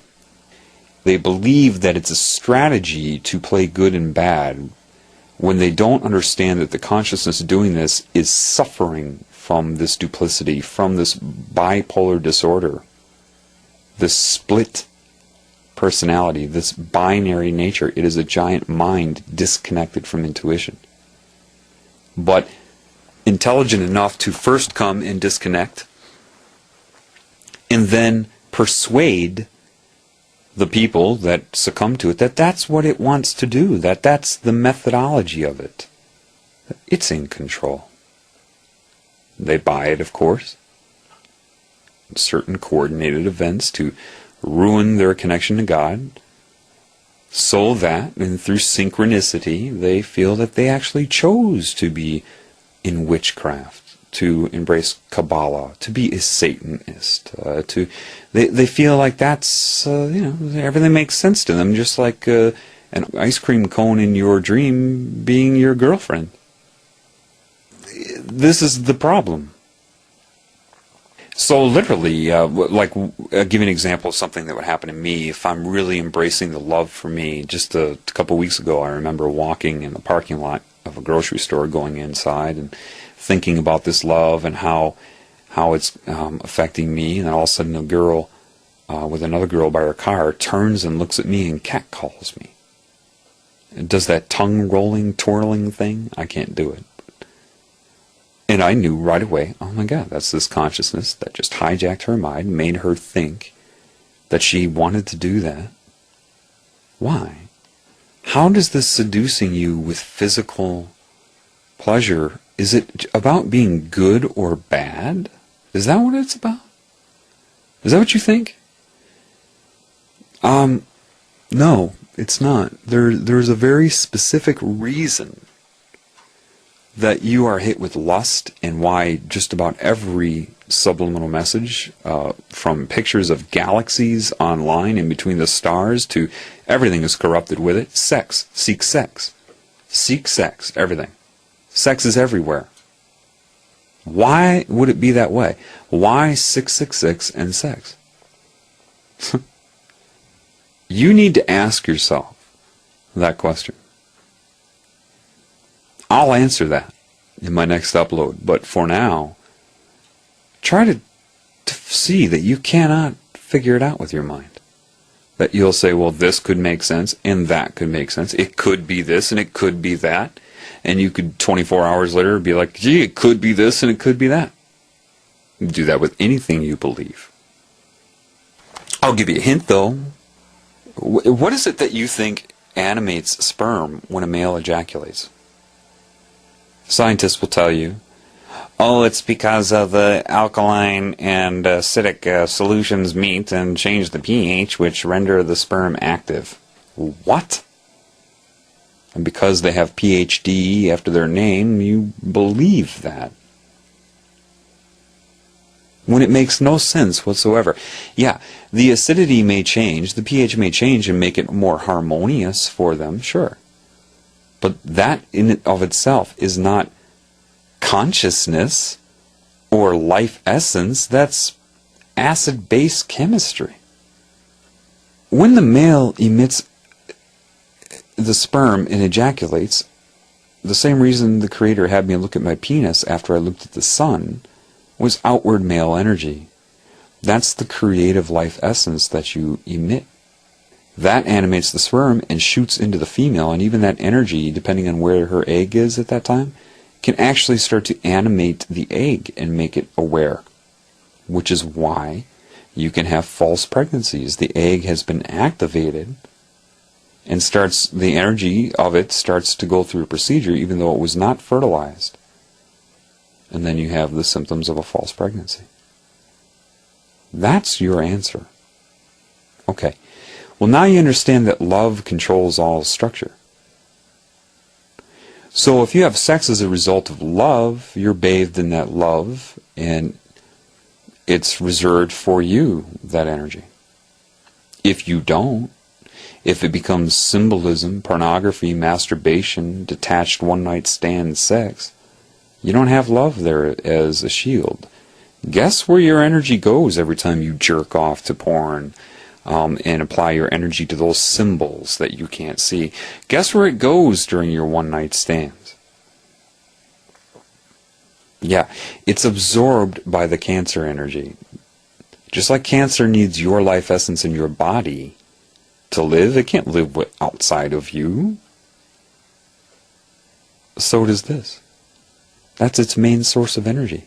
That's its main source of energy. Detached sex. No love. That's why in the Holocaust, their biggest research, some of it was, of course, how to get people fearful. They were studying mind control, that if you disconnect them from love, they can be mind controlled. Why do you think they were obsessed with the bond between the mother and her child? That was love. They weren't trying to figure out the beauty of it, they were trying to destroy it. Certain chemicals, electromagnetism, everything. Implemented now. This is what that was all about. This is why everything has become so perverted and detached. They're eating the energy. Every time you have an orgasm, especially to something perverted, what is that? You need to ask yourself, why am I having an orgasm? Looking at a two-dimensional image, some perverted pornography, you're just rewiring your brain because you're not connected to love and spirituality. It just becomes a thought that triggers the orgasm, the symbol. They attach themselves energetically to that symbol, and when you have an orgasm and emit that energy, it goes to that. You talk about celibacy like, again, that's how they screw with you. You are either good or you are bad. It has nothing to do with good or bad. You just happen to be inside of a tumor. And unfortunately, that's what makes it grow. If you weren't, have sex with love all you want. But that's not your paradigm right now. And so, if you hear this and you continue to do that, well, if you don't connect to the Creator, you won't be able to stop sex. It's more addictive than crack. Sex detached from love is an addiction. Look how much energy you put into getting it. And then how long does that orgasm last?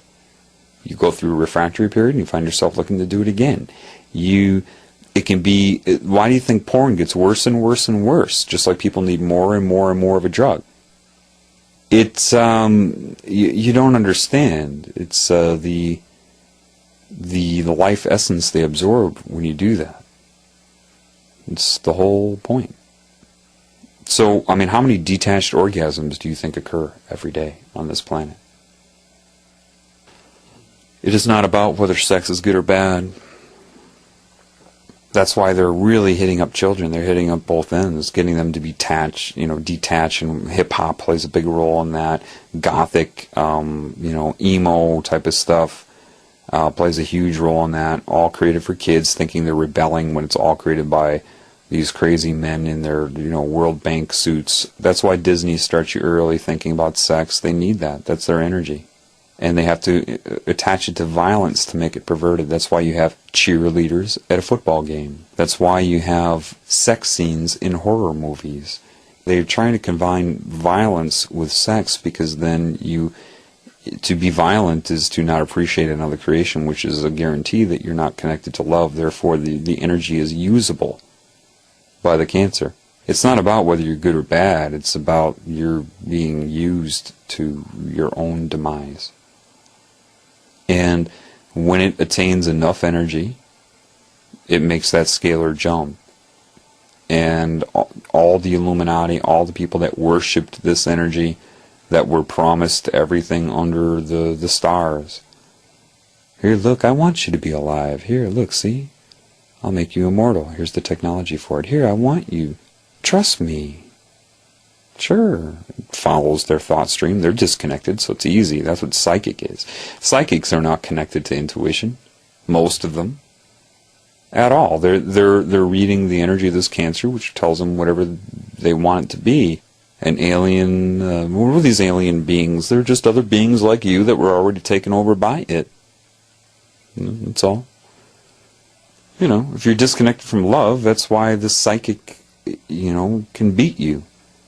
Just watches your thoughts form as they occur. And counters them. Whatever doubt you have about it, it counters it. If you're intuitive, it can't. It can't see it emerge. That's how I saw the entity possessing my ex-girlfriend for the first time. So the eyes of intuition caught it off guard. It was resisting me seeing it. Didn't know, couldn't read it in my mind. In your scalar relationship with the Creator, you're afforded your individuality and individual expression. Not Cancer. Once it takes you over, you're a slave. You think you have power. Witches think they have power. These sorcerers think they're using the Kabbalah. See, you have sorcerers, witch people that get into this. They'll use different energy techniques. So I'm going to use the claw. The claw is where I send this imaginary claw out and put it around somebody's heart and mind and send my intent and control them with it. And then all that is a consciousness connected to you and to them. And if they have low enough self-esteem, they can be controlled, and it does it for you and tells your mind that you're actually using some sort of power. It wants you to believe that. It's doing it for you. I mean, you really have to think about it. It should be obvious, but it's not. See, you have people that are worshiping this energy, and they feel they are given powers without realizing the most very basic thing. What are those powers given to you for? Control over what? What are those powers given to you for? If there are Satanists, people into witchcraft, Illuminati members listening to this, what are your powers given to you for? What are they given to you for? To control what? Other people. I'm sorry, let's back up here for a second. This energy has come to hijack the entire human race. Why would it not give you power over other people to manipulate them? That's the whole point. See, people think they're getting powers. Powers to do what? To destroy your own kind. I don't know if there is a clearer, more precise definition of insanity than that.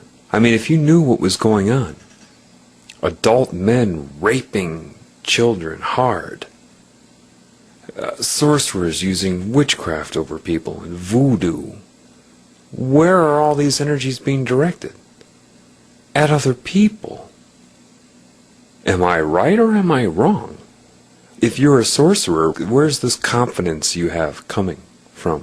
What are you confident in? Your ability to do what and to who? To control and hurt your own kind. And if you haven't figured that out yet, that means you're a Wiccan. Which means they have you calling it a craft. You don't know entities are doing it for you. And so they want you to be sympathetic towards it. So, I don't know, this isn't in numbers, it's words, but if I used the word equation or math, this would be what, first, second grade math?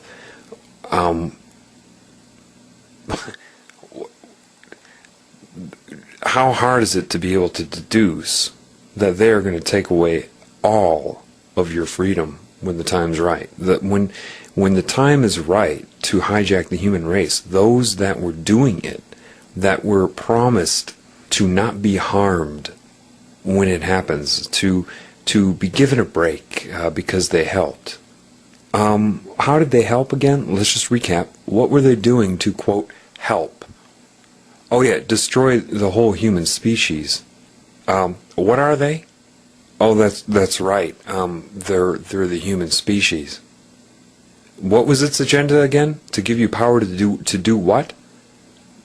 Control and harm and manipulate and destroy the human species. You know, they look at it like, well, I myself am not doing that. They don't understand the collective impact of the whole thing. They don't get it. They think they're going to be spared for some strange reason. The mind control works to convince a species to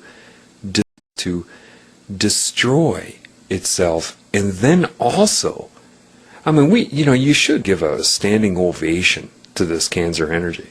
Really. I mean, it's convinced people to want to destroy their own kind, and was able to convince them that they will be spared. Think about that. You should be on your feet applauding the Cancer.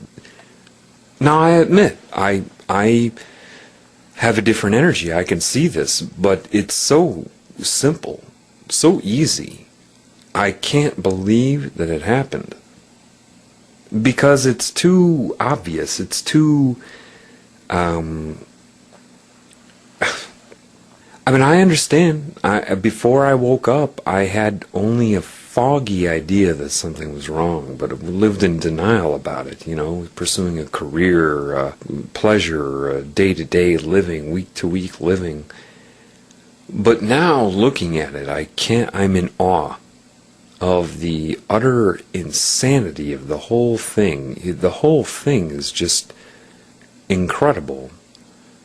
To come to a species and somehow convince it that it should destroy others. And I suppose you have to first, psychically, this is why the Illuminati, when I say they're synchronously coordinated, what do I mean? When they were children, people that get into witchcraft, Satanism, any type of thing like that, don't understand that they were attacked by this consciousness, these entities, as children, and worked on throughout their childhood, and various events are coordinated, taking away self-esteem, making sure there are moments where they feel powerless and hurt by their own species. Their thoughts are manipulated to be angry at other humans. That makes them a prime target. So when witchcraft or any of these things are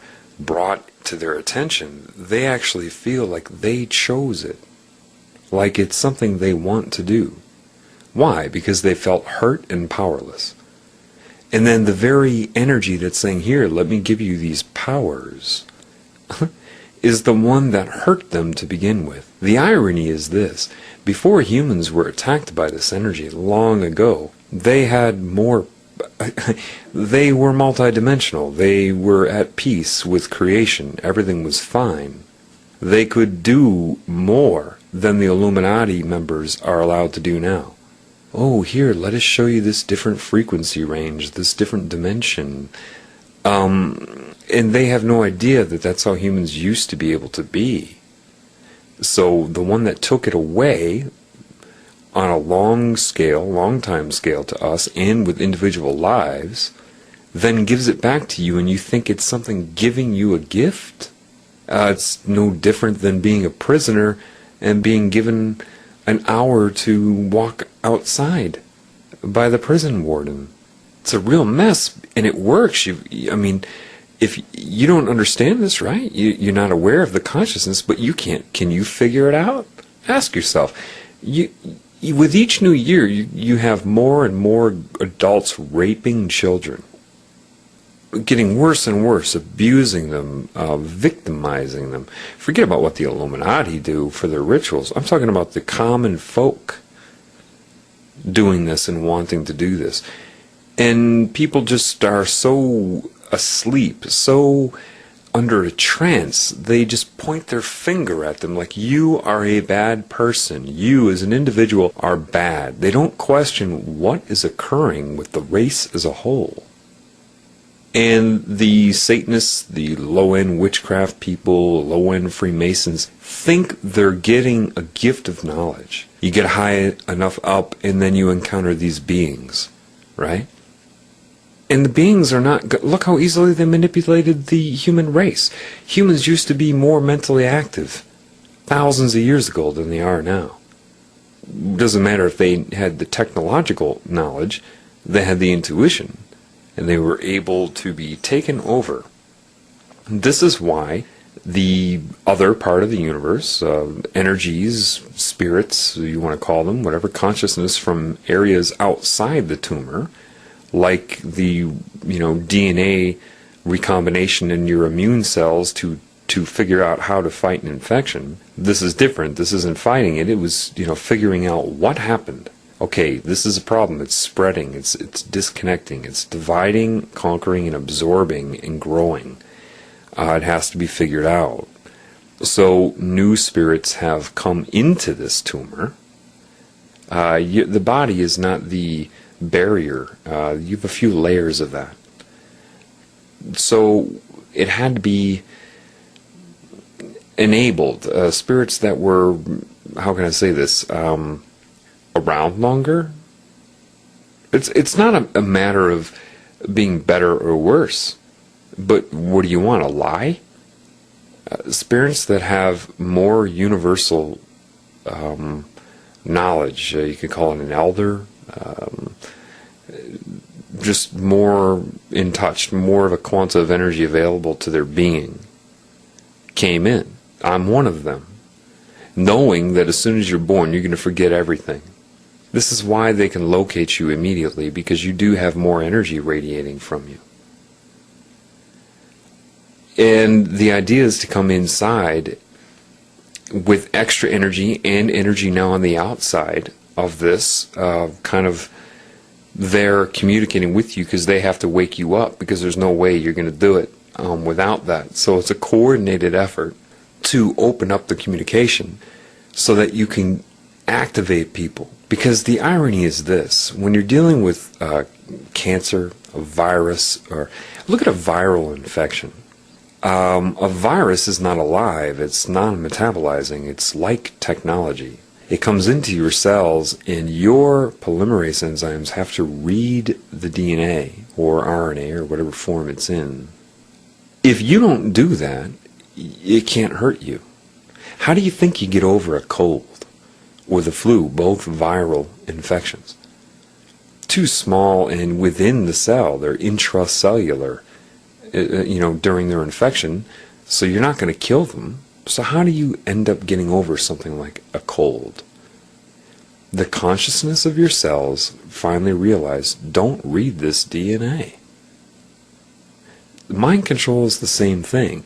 Entity consciousness connected to everybody in the form of a mass possession is the same thing. If you don't read it, if you don't acknowledge it, it can't hurt you. And right now, that's easier said than done. So what has to happen is many people have to start waking up, and that energy will start to radiate and spread to everybody else, just the way information spreads within your body. So it's difficult for people on the front line of this, because you get hit hard in a way that they try to really manipulate your sense of reality to keep you from realizing your own divine existence, your own creative essence. I mean, who is the creator? You. Let me make you understand a little bit more this, the perversion thing, the sex thing. It's an addiction. It's a chemical addiction within you. And what you need to understand about an addiction is you cannot resist an addiction. Ever. Ever. You can only understand and connect to love, and then change your resonance and then the addiction's gone. See, because your body is the result of the mind, and the mind should take direction from love. Because your body is the interference patterns of your consciousness. Ultimately, I mean, it's back and forth. It started as structure, mind inhabited it, and like a piece of clay with instructions in it, the mind molds that clay. This is why you could hit the body with a resonance or a wave representation of a certain chemical, and then components in the body will assemble together as that chemical. The energy will slow down and condense together as that chemical. The energy will slow down and condense together as that structure. Structure is waveform, waveform is structure. You cannot resist it any more than you can resist a heroin addiction. Okay, so when you say, oh, well, okay, sex is the problem, I got to stop sex. No, it doesn't work that way. You can't. You won't. Watch, you won't be able to. You think you will, but you won't. It's not how you get over an addiction. See, with love, you cannot emit love. That's a mistake some people make. I had to correct a shaman on that. She said, John, you have to radiate your love at them to plug them in. I said, okay. So she said, point your finger at them and send your love through your hand. All of a sudden I see this like smoky disturbance in the air of my energy being sucked out of my hand and gobbled up, and thank you very much. That was good. That's basically what happened. Then my arm hurt because that essence was taken out. And then I realized through this that you cannot emit love, you can only love. You have no control over love, therefore how can you direct it? How can you take it and whip it over there or whip it over there? Love cannot serve the mind. Connect to love and then love what you want to get love, which doesn't require aiming your finger at it or focusing on it or trying to radiate love at it. No, that's structure. That's only structure that you're radiating, that energy. Just love it and the energy will bathe it. It's the only way you can do it. There is no effort, there's no procedure or protocol you can take to emit love. Love directs you, you don't direct love. Love can make you go up to somebody and scratch their back for them. But you can't go up with the intent to scratch their back to make them feel loved. To think the scratching of the back will create love in them. No. There's a very big difference between the two. When I had that upload on Christmas and I was talking about the keys to God, let me be specific about that now. You know, I had my emotional response to that. You will too. You'll break down too. That was my response to love under a severe attack. One of the many. Every point in time has its own resonance. Therefore, any memory you have of the past has a resonance.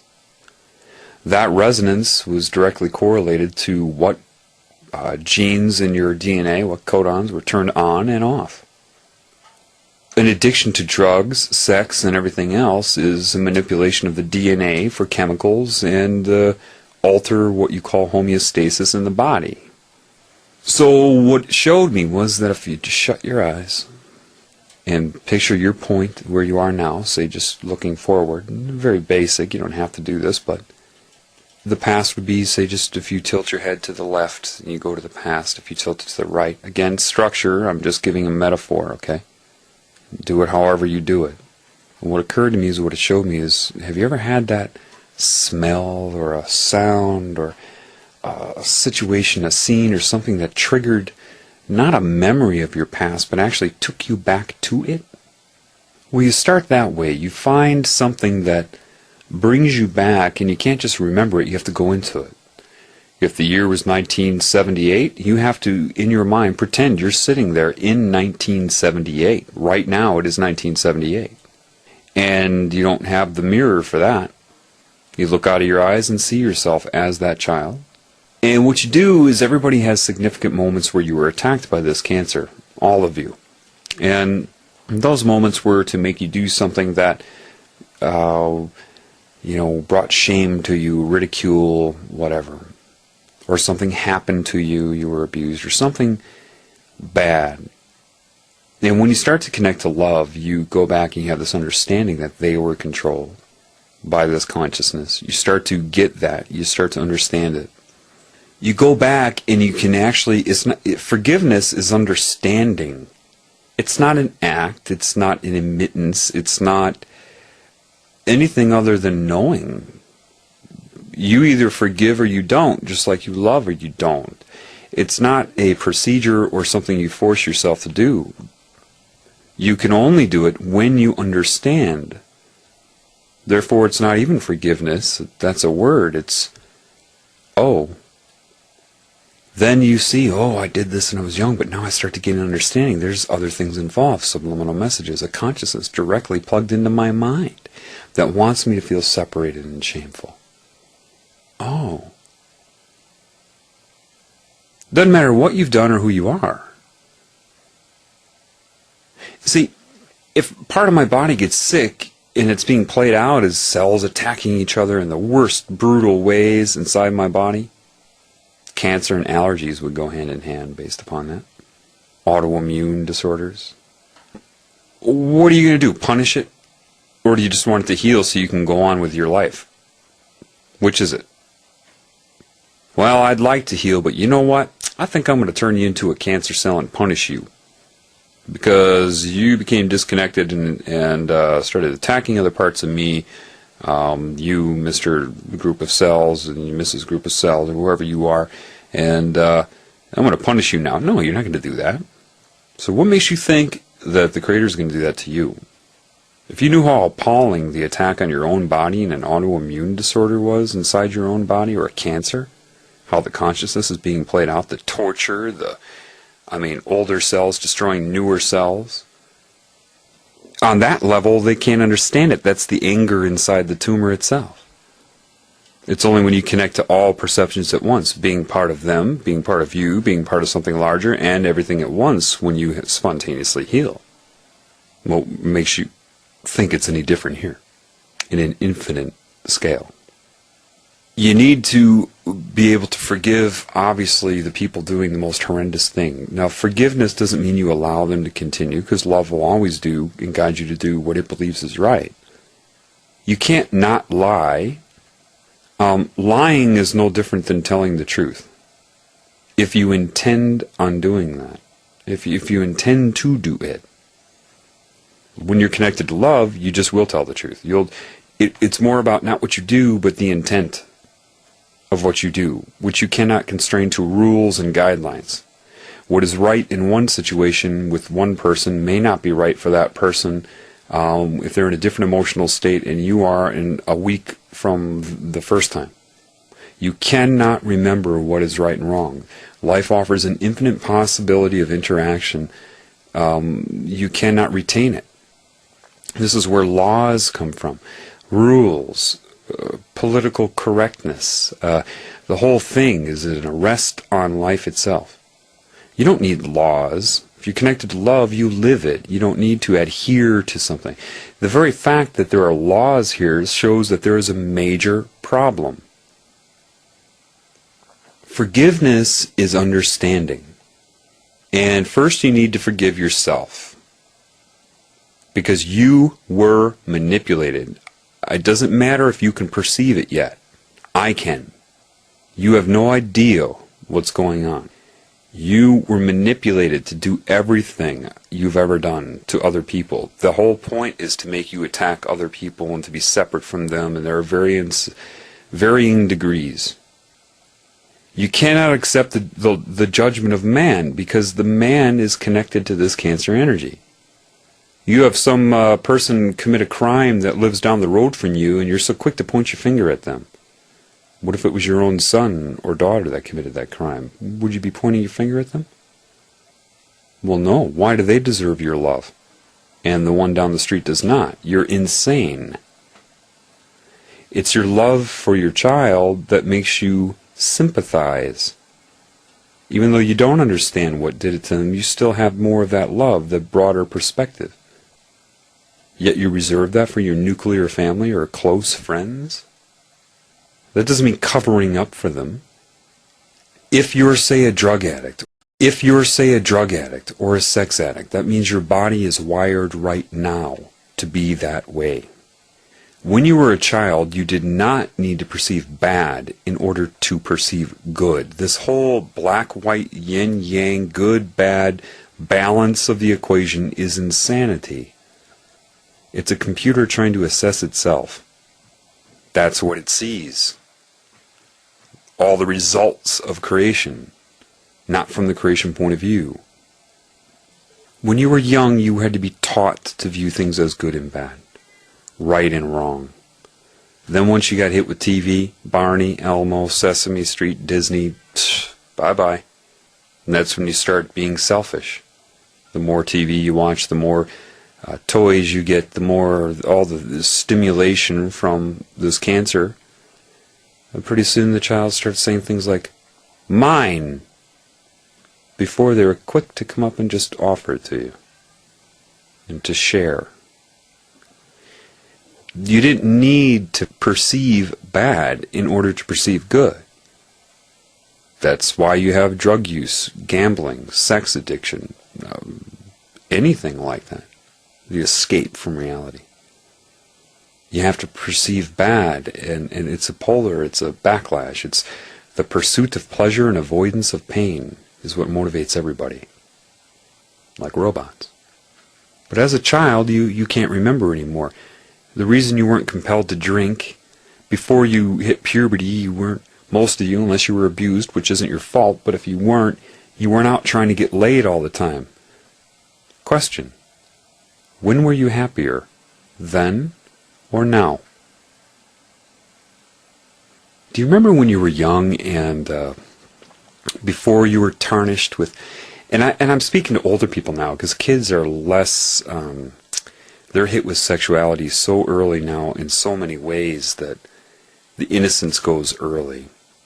What used to be a crush in 6th grade to somebody in their 30s, children today would have to think in terms of 1st grade.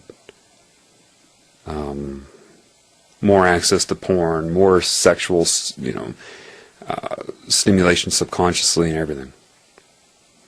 But do you remember when you were young and you had that crush? That you loved somebody. You just loved their creation so much. They just did it for you. There was something about that girl, or if you're a girl, that boy, that made your heart go pitter-patter. And did you ever have dreams about them? I remember that. I remember being in love with this girl in elementary school. And my dreams were not fucking her. I had dreams of holding her hand. And that was more beautiful and pleasuring, had much more pleasure associated with it than getting laid. I hadn't had sex yet. I didn't know what it was like, but it was like something was wrong with that. I had such a crush on her. I remember on Valentine's Day I would show up at her, just a little kid like 5th grade, and my dad would drive me to her house, and I'd go up to her door all nervous, and I'd have this giant heart full of chocolates and perfume or whatever I thought I was supposed to give her, and she'd answer the door, and I'd be just overwhelmed,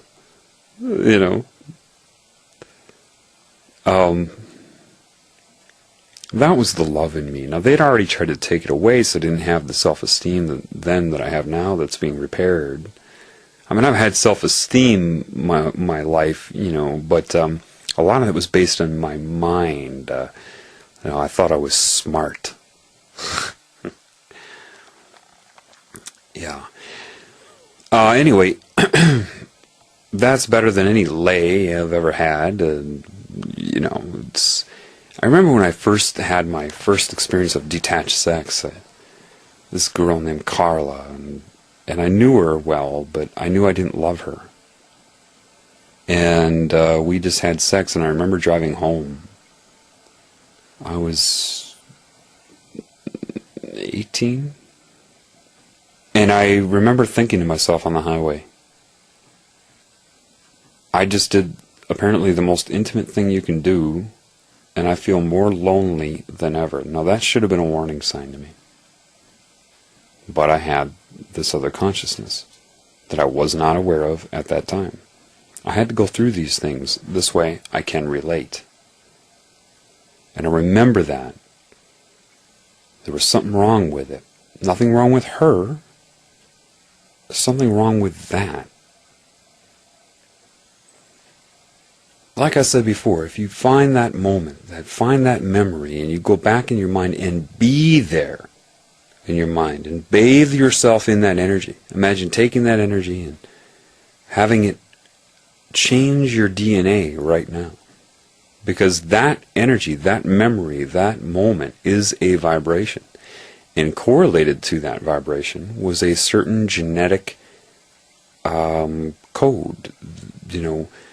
What do I mean, genetic code? You say, well, that's the DNA. No. The code is what parts of the DNA are active at any given time. That's the code. And before, when you were younger, it was your love and consciousness that dictated your genetics. So you activate it by that.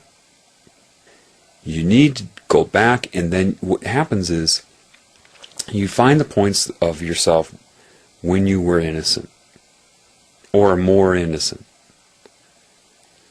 And you take that, and it will start to change your resonance now. Once you start to change your resonance now, you get a new insight. The insight of your innocence as a child. See, the children have the love in them, but they don't have the experience or the body mass to defend themselves. And so it can be taken away. If you get the innocence back that you had as a child, which you can, with the size and maturity you have now, it's a whole different story. And this is what it means in certain symbolism to say you can only enter heaven as a child. Well, heaven is just where you started from. You just forgot. That's how good it is. That's how good you had it. Then when you gain this new insight, there are all those moments throughout your life that you were embarrassed, ashamed, you felt tainted forever. That I'll never be the same again. And you go back and you understand. And then you can heal yourself back then. Why? Because that moment created an imprint in your DNA, in your field of consciousness. And by going back to that moment and understanding it, and healing yourself then, you erase the current imprint from it now. That opens up even more. Then you go back and get more of that innocence from childhood. Look at old pictures of yourself as a child and look into your eyes. See the wisdom that you couldn't see before. Find those pictures that you were embarrassed of until you can look at them with love. And you start to understand, oh my gosh, now I know what was making me feel embarrassed. And it's not a matter of pushing it away, it's a matter of letting it go, erasing it. Men that were forced to feel feminine don't understand. See, there are things I haven't told you yet. They take, every time, see, what you don't understand is this. Every time you have those moments, those salient negative events in your life, you kick that part of you out of your body. There is a part of your soul that is of all time. That slice, you move out of your body, and that's a quantum of energy that could be available to you. That is no longer available to you because it can't get back in. There are fragments of you all around. Some being tortured by this energy, connected to you and your body now. so that you act out in response to that torture? And then they force that part of you to watch you act out on this plane against what that part of you knows you shouldn't be doing. Ask any shaman this, they'll tell you that. They know. Your soul is holographic. Just like a hologram, you can cut it into pieces and you see the whole image on every piece. Same thing, you take a part of your soul energy out, it will manifest as the whole of you. I have had parts of my soul tortured since I was 5 years old, a shaman told me. Because they knew what I was doing here. They knew they had to keep me from connecting to love. That was their strategy. They have been torturing me in the worst ways on a different plane. And I forgive them. That was then. I'm not looking at them as a warrior, or else I contribute to the destruction. I'm looking at them as if I were a cosmic, universal physician that has come in here to fix the problem. You can be a psychiatrist and have a patient. That patient may reach up and smack you. Are you to take offense or to understand the disorder? I am to understand the disorder. See, that's the trick. Every time you are ashamed of parts of you at any point in time, that resonance that was in connection to God, hate parts of yourself for things you've done and don't know you were manipulated to do it, you kick it out of your body. Have you ever seen, like, when you're downloading a torrent online, it starts to collect pieces and you see all those gaps in it? That's what you are right now. You have all kinds of gaps of yourself stuck on the outside of your body.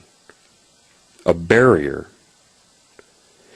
Here's the beauty, though. See, once they're kicked out of your body, those parts of you see what's going on in this world.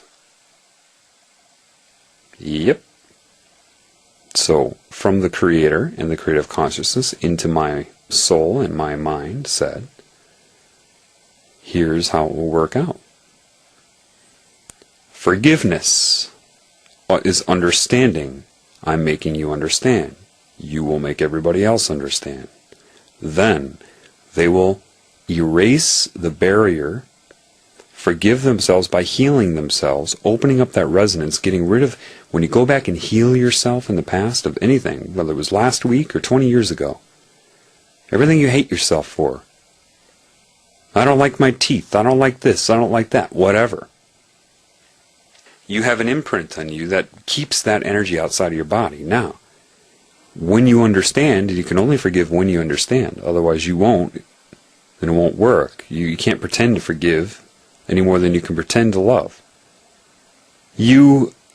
Once you understand those moments and you go through them, it's kind of like in your mind, get back in here. I love you. And that comes in, and now you have a quantum of energy that has information from the outside. And it is that part of you that starts to wake you up.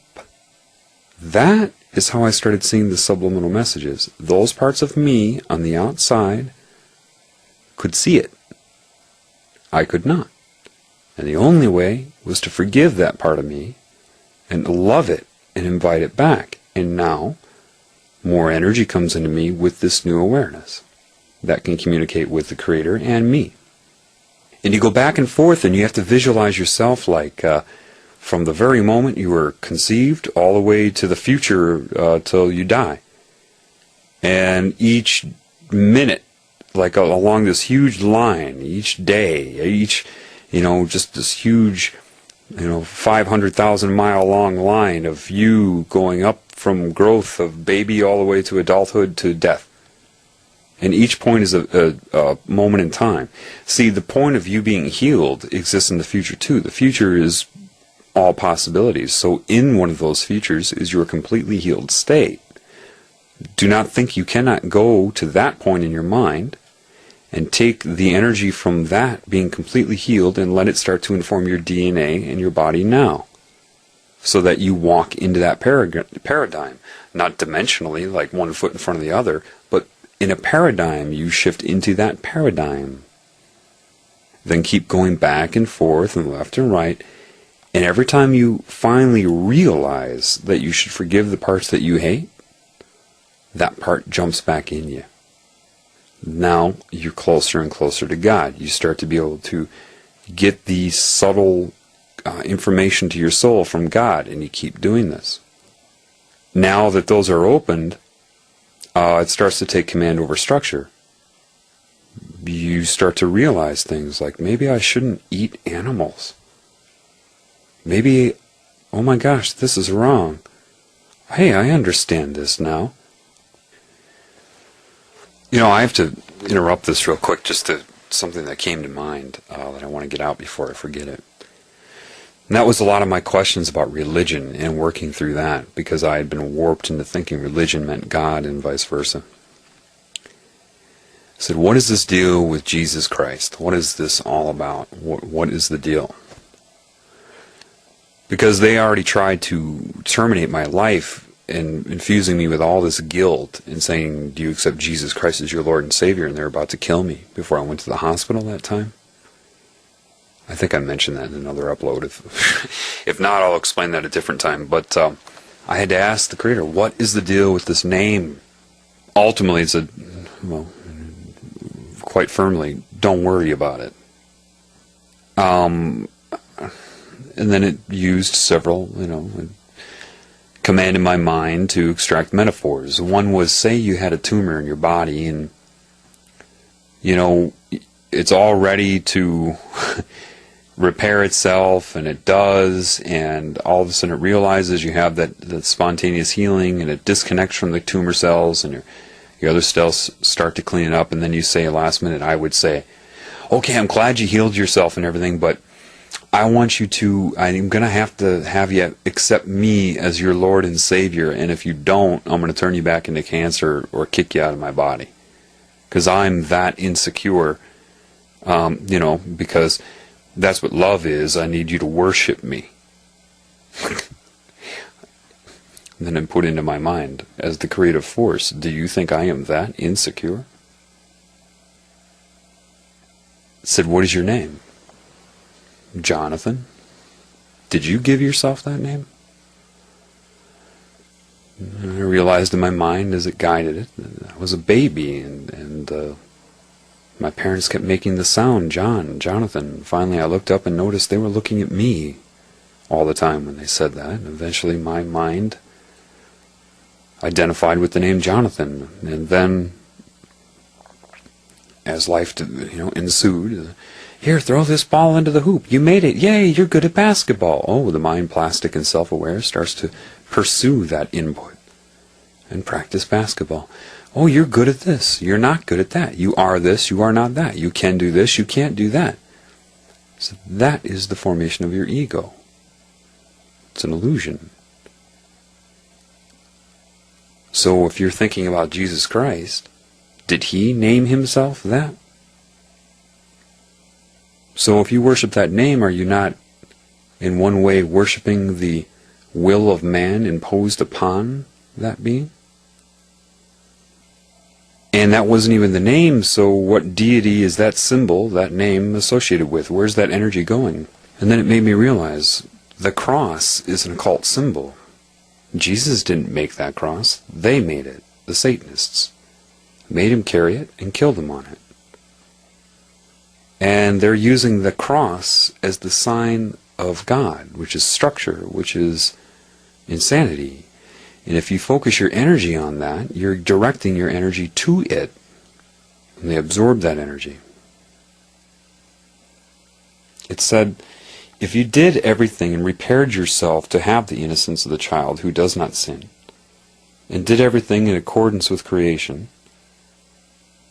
and then all of a sudden you were judged saying you have to accept a name and you couldn't survive without doing that, would you even want to exist in that type of universe?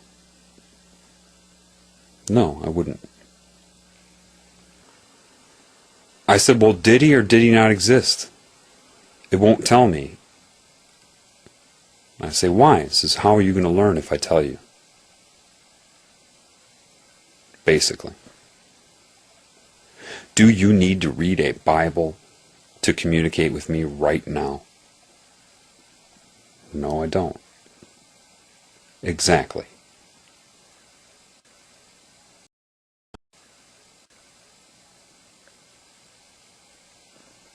I first understood the properties of love when I came into contact with a girl who synchronously I met and started talking to her about life and whatnot, and brought up this cancer condition and what's happening is synchronously, or not synchronously, but intuitively. She allowed me to finish what I was saying, and then finally she says, "Are you sure about that cancer thing?" I said, "Yeah." "Okay, then explain this to me." She said, "I have cancer." She's a young girl, a college student. She was there singing. It was I went with her to observe her sing, not to flirt with her like the binary mind would assume. I knew it was a lesson of some sort. I was directed to meet her. And there I learned a lesson of love. I was born what the structural psychic mind would call a healer, because I can manipulate my chi energy no problem. I didn't have to learn about that. I could always move it around, relieve some pain in individuals, and focus my chi anywhere in my body to relieve pain, just like consciousness around a proton nucleus of an atom may manifest an electron. That's all chi focusing is, localizing the energy, seeing a daisy in your mind. And bound to structure, I was there, and I said, okay, well, she had cancer, and I'm making this, it's a longer story, but I'm trying to shorten it up for you. And so I said, okay, stand up. Usually I could just put my hands over somebody's body and feel where there are problems. I could feel some imbalance. I'm like, okay. So I tried to direct my energy and take away her pain. And then I finished, and I said, so how do you feel? Are you still in pain? She said, yeah. It didn't work. She became anxious then. No, I knew one of the main reasons that I had to go with her to watch her sing is because she was shy. She didn't want me to hear her sing. That type of shame. I knew there was a reason there. It's cancer. Doctor says that I shouldn't even be alive right now. It's only a matter of time. And she started getting anxious, and all of a sudden her breathing turned into this. I said, do you have tumors in your lungs? She said, yeah, they moved to my lungs. And then I realized, okay, the energy manipulation didn't work. Looking for a cure for cancer won't work. And then the Creator did what it does. Look at her. What is she? She's a girl. What is she? She's your creation. What are you? I'm your creation.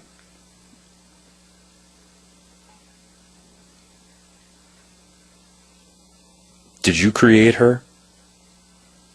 No. What's a sin, John?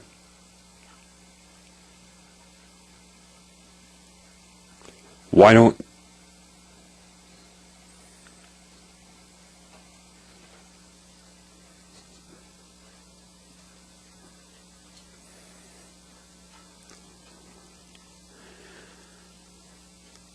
your skin cells attack each other in your body? Why don't your body's cells attack each other when you're healthy? Why don't they steal from each other, lust after each other, try to manipulate each other, take from each other, use each other to seek pleasure and avoid pain? What is that when they do that, John? That's cancer. Does it have anything to do with good or bad, John? Would you design a car that had engine parts that would lie to themselves and each other within the machine, the apparatus? Would that be an efficient design? Would you make the design that way? No. Is it everything to do with good or bad? No. It just works or it doesn't, right? Who loves you? What are you, John? Did you create yourself? That which is inside of you, did you create that? No. Did you create her? No. Were you just looking at her tits? Yep. What is she, John? How would you have viewed this when you were 2 years old, John? What's inside of her? You? How do you feel about what's inside of her? Who's been pulling you out of your rut and showing you and giving you the honor of loving everybody else? You? Who created you? You did? Who's inside of you? You?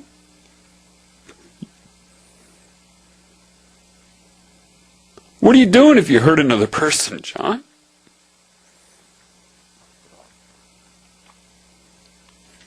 How do you feel about her, John? Look at her. What's inside of there? What have I done for you? Have you been attacked? Hounded? Tortured? Yup. Did I or did I not pull you out of that? Like nothing. Is she capable of healing herself, John? You tell me. Who's in her, John? You?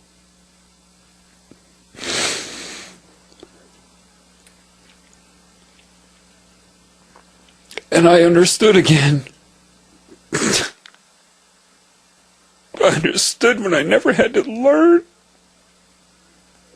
Right off the bat. I understood why a child wants to share until they learn not to. And I didn't have to radiate energy at her. I didn't have to point my hand at her. She's talking about her situation, looking away from me, having trouble breathing, and I started to love her. As a creation, I loved her. It was just, I knew she could do it, that she could completely change her own body, and she's disconnected. And something happened, and this energy emerged. Her breathing went from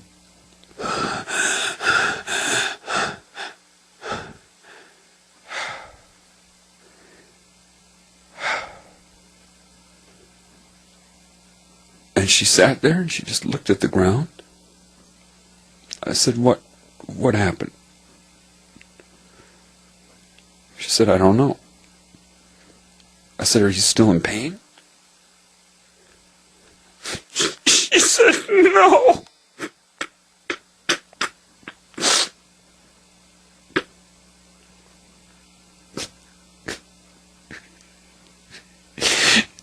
She turned around and she started singing for me with clear lungs.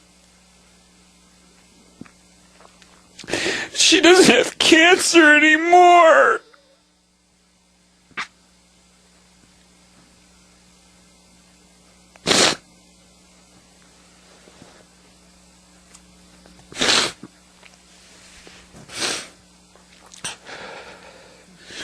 You are in a world where a doctor tells you need medication, surgery, chemotherapy, radiation treatment.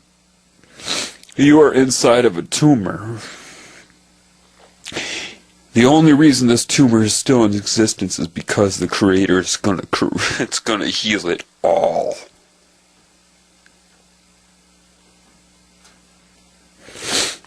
You cannot send love.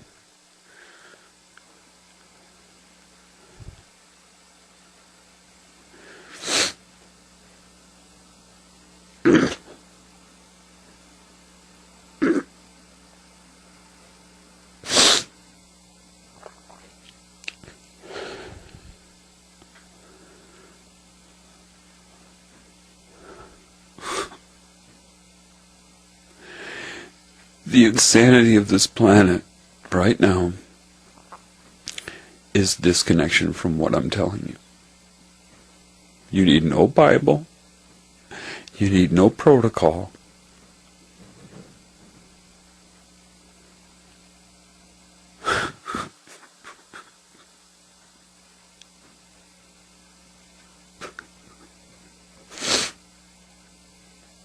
Someone's going to ask me if I believe in the Creator.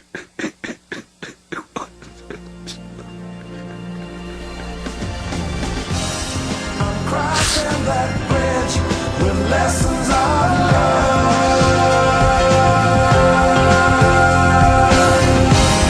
I'm playing with fire and not getting burned.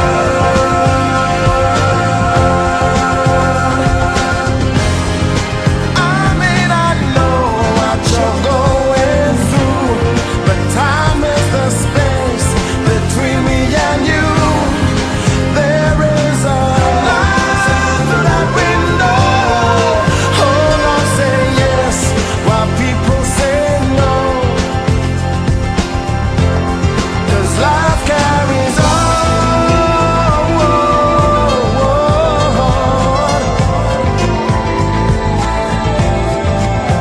It goes on. It goes on.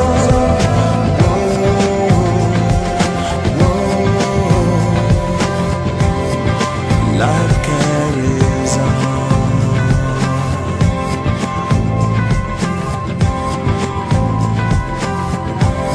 When nothing else matters.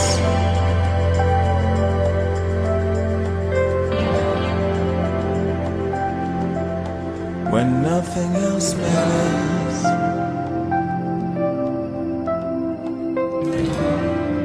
I just don't know what's got into me.